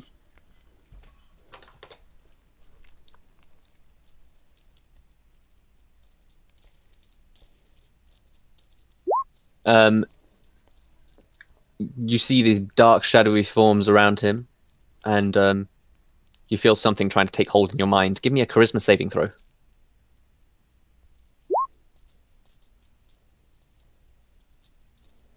That is going to succeed. You feel like he's trying to make you frightened of him, but you're not going to fall for it. And with his bonus action, he's going to enter a patient defense. Your attacks against him have disadvantages round.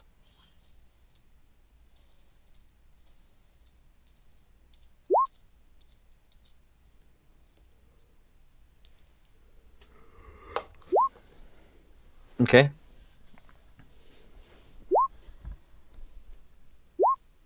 Fire. Fire. Critical. Fire. Critical 4. Both of those attacks miss, but they actually managed to punch into these 2 of these 5 shadowy clones and disperse them, so he's only left with 3 shadowy clones. Would you like to do anything else? Okay. With that, it's back to Adrian. Adrian is going to look you over.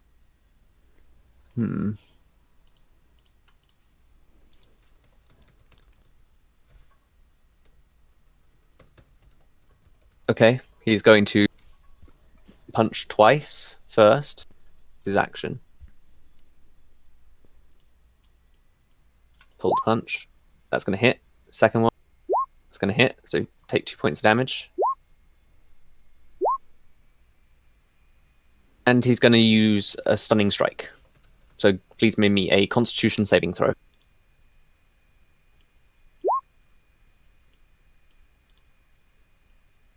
Not with disadvantage, but unfortunately that fails, and you become stunned. It's your turn. You can't do anything because you're stunned. So it's his turn again. And because you were attacking with disadvantage before. And your stun fades from you. It's going to be like interesting. He's going to attack twice once more. Okay. First attack's going to hit. He's going to activate his Dark Feint. And he's going to punch for one more time with his bonus action. So he gets advantage on this attack.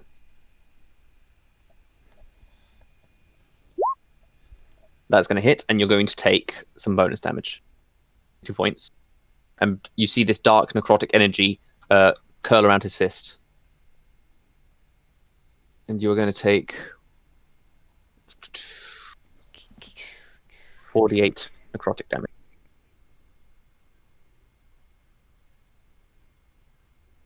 £22 of necrotic damage. He's going to half it because he's going to pull it.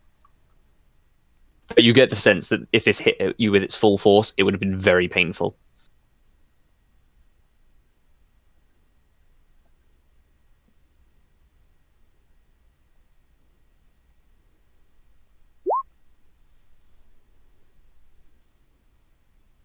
And he is going to use... He's already done his bonus action. Yeah, he's done. It's your turn again.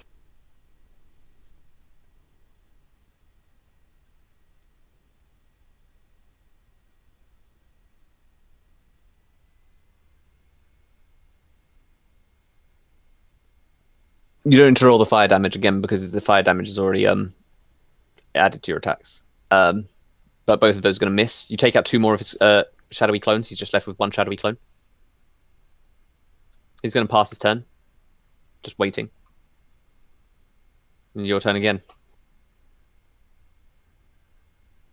That last one is going to miss, punching one of the shadowy clones. This is going to this next attack is going to hit, dealing 11 points of damage. He takes it. It's his turn again. He'll punch you once. Not with advantage, so I'll do that again. For 1 point of damage. It's your turn.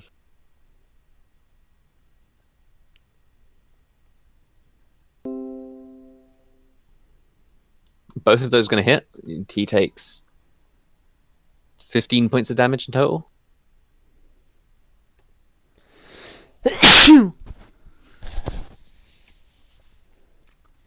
Okay. He is going to pass his turn. He'll give it to you again.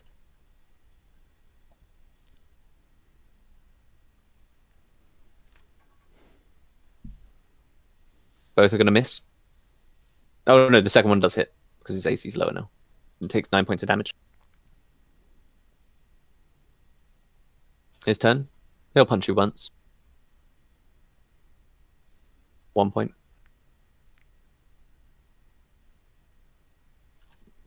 And he hands it over to you again.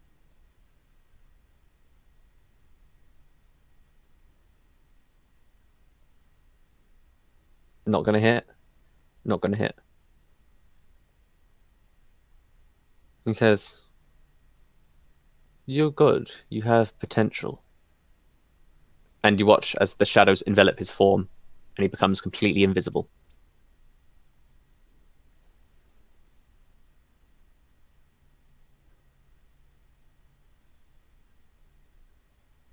Oh? It's your turn. Uh, uh, Yeah, you're not supposed to. He's not there. He's just. I just moved him off the thing. I know where he is.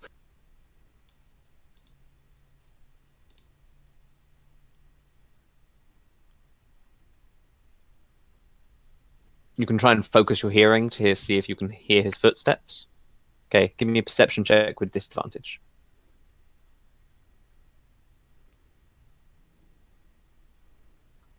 Nothing.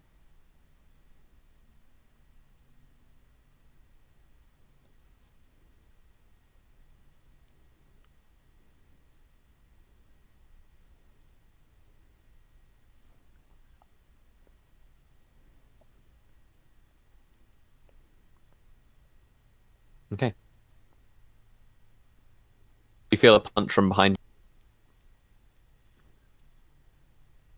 you, taking 1 point of damage. And nothing. You don't know where he is. He fades away once more. It's back to your turn.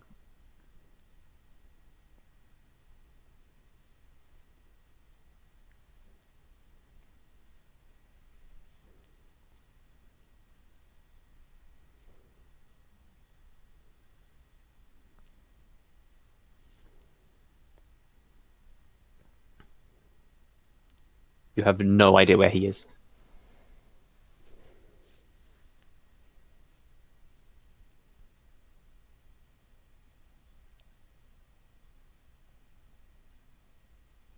Okay. Make me an attack roll with disadvantage.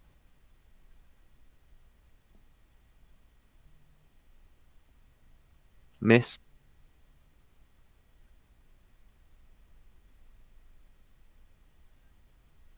You still have your bonus action attack. If you want to try punching again. Miss. You still have 1 key point, don't you?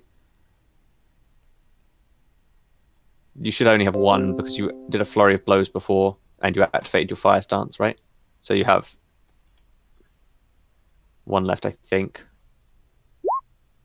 Yeah, you had 4. You used 2 for the activating the stance, and then you used 1 for a flurry of blows.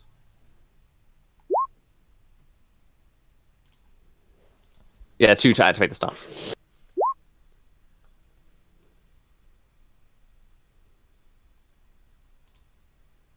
quickly just read.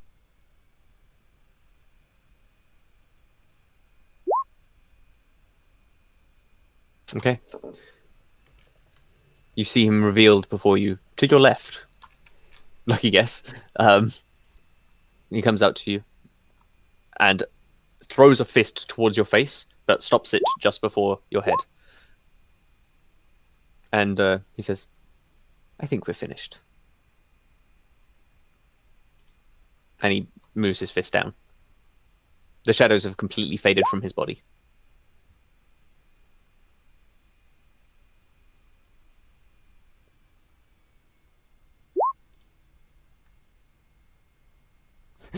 We figured. ASMR.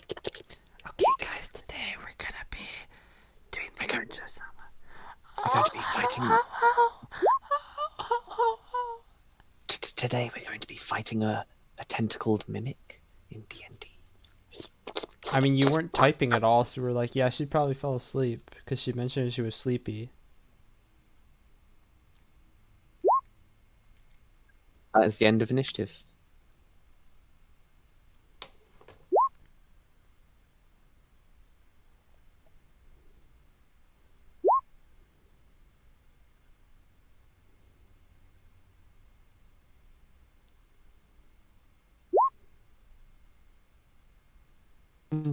I call it a shadow stance, but I suppose since I'm the only one who does it, I can call it whatever I want.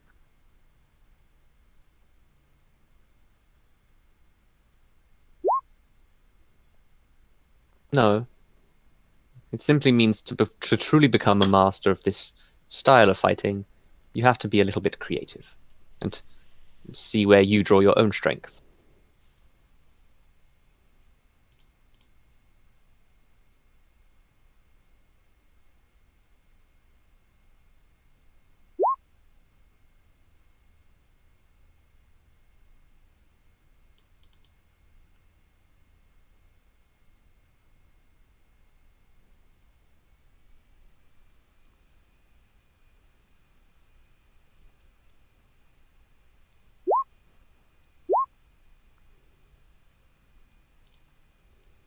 Yeah, thank you for allowing my pride to recover a little after my fight yesterday.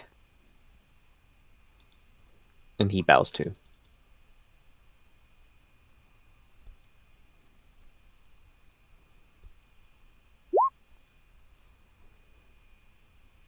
Likewise. And with that, he enters Earth stance and uses an earthen pillar to push him up and out of the arena. Bye. Because he had the key points left.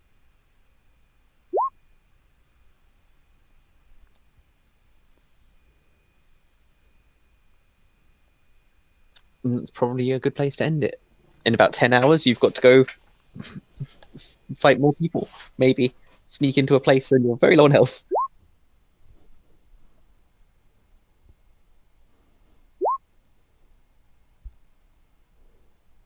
Yeah, it's not like him to not say anything if he wasn't going to show up.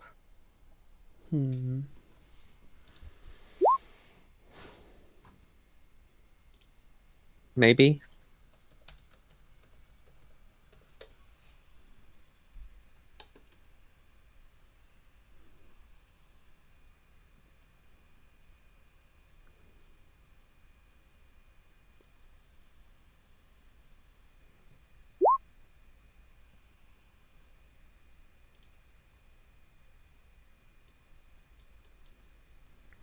I never remember. I just get the ping and I'm like, okay, yep, it's time.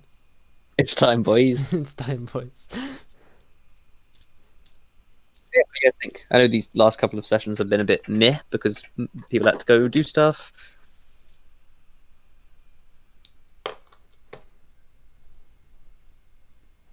Or they fell asleep. Oops. I mean, it wouldn't be the first time someone has fallen asleep mid D&D session. Including the DM.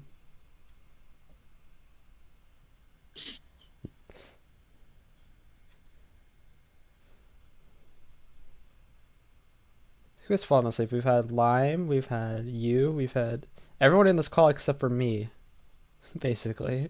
When did I fall asleep? I probably did fall asleep. I don't know if you fell asleep, but more like passed out. I did pass out that one time, yes. But I was like passed out and immediately got back up. But I was fucked that day.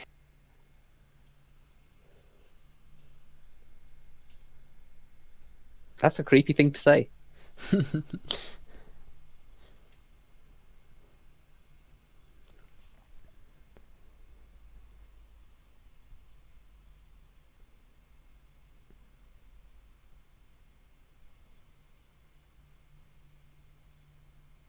Yeah, I don't think they have.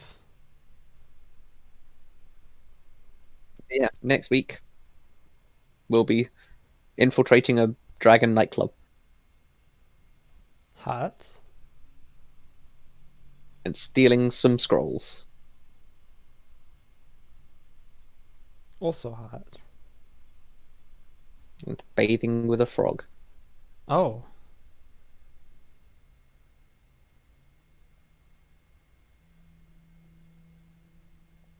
I can't wait for us to go to a desert and Galf, after so much character development, just dies of dehydration. Dude, I can't wait. That's gonna be so hot.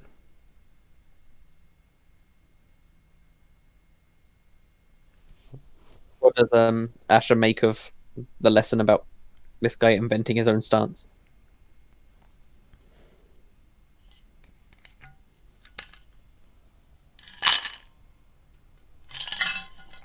Ice, ice, baby.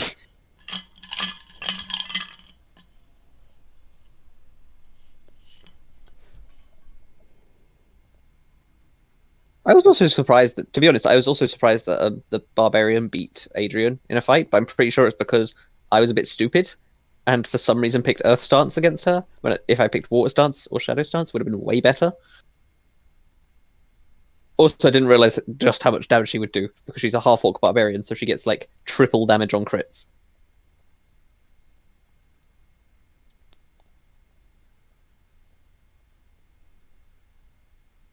It was kind of obliterated. Thing is, though, if he stunned her once, he could just keep stunning her every turn.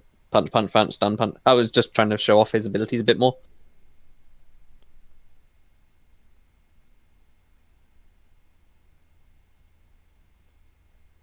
A little bit, yeah. Just green. Because she's a half-orc. And instead of horns, it's more massive tusks. But yeah, half-orc barbarian, very fun character to play. Because when you get a crit as a half-orc, you can roll one additional damage die, and a barbarian ability is you can roll an additional damage die on a crit.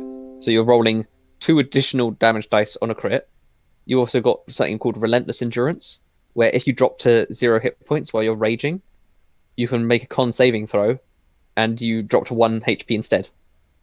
And you can keep doing that. It just gets harder and harder to do it.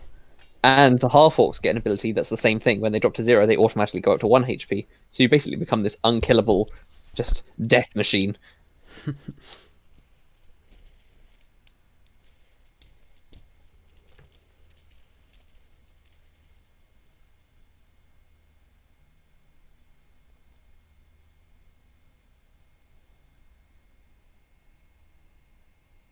Another character I really want to make if I ever play D&D again, I've had this like character concept in mind for a long time, is a rogue that's got really, really high medicine, because he was actually supposed to be like a healer, but then one day he had to like heal the king of a disease, and he had to cut away at the disease, but he accidentally slipped and cut his throat, and then everyone thought he assassinated the king.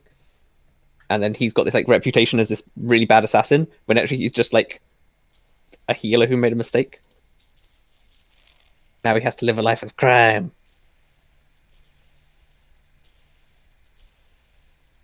I come up with too many character concepts.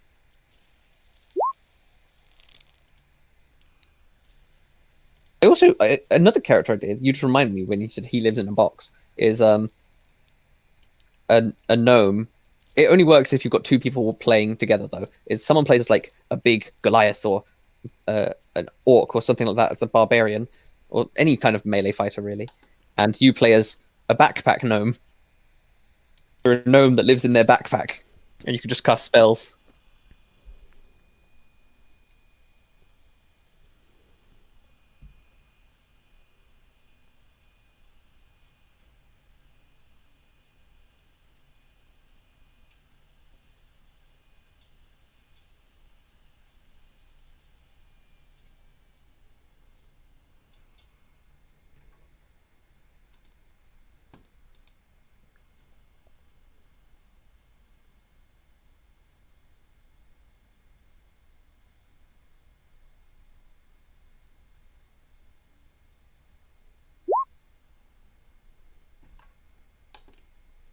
It's just something fun to think about, like, oh, what class, what race work well with this idea, and you sort of build off of it. That's why I really liked my character in Rob's campaign. I wanted to make, because druids are like always OP because they always use wild shape and spells, and I wanted to make a druid that doesn't use either of those things. And he was okay. I think my luck was pretty shit with my attacks, but he could have done a lot of damage if he hit.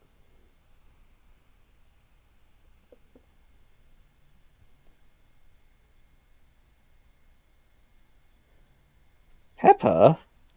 What are you doing in my D&D campaign? Peppa. Also, have you seen that thing online about how Pepper has 4 eyes? Because whichever way she's facing, her 2 eyes are on the front. So she has to have like 4 like eyes like a spider.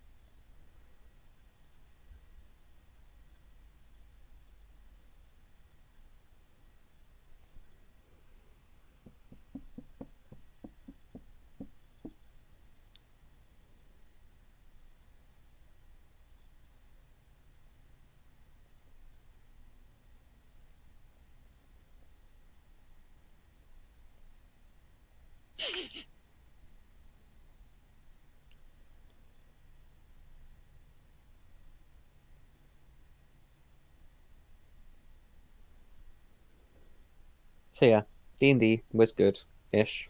Bye. Ish. Ish.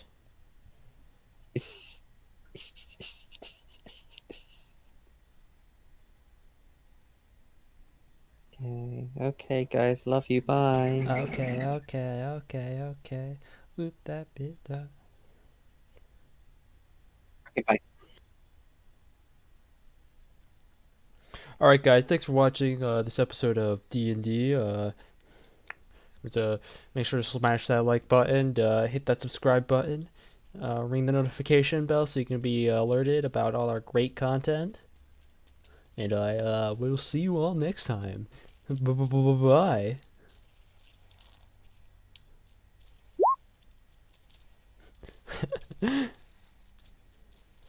Yeah, stay tuned for the epic vlog. It's gonna be great. Forgot that they catch an outro. Hell yeah, dude. You missed it. I missed it. You missed it. Mister? It's still going. I mean, you could say your final goodbyes. Okay. Uh, to a cruel, unforgiving world. Fuck all of you. I don't have, I need to get to my box of suicide notes to fucking form good final goodbye. All right, and that's how we're gonna end it right there. Thanks for watching. See you all next time. See you if I don't die. Bye.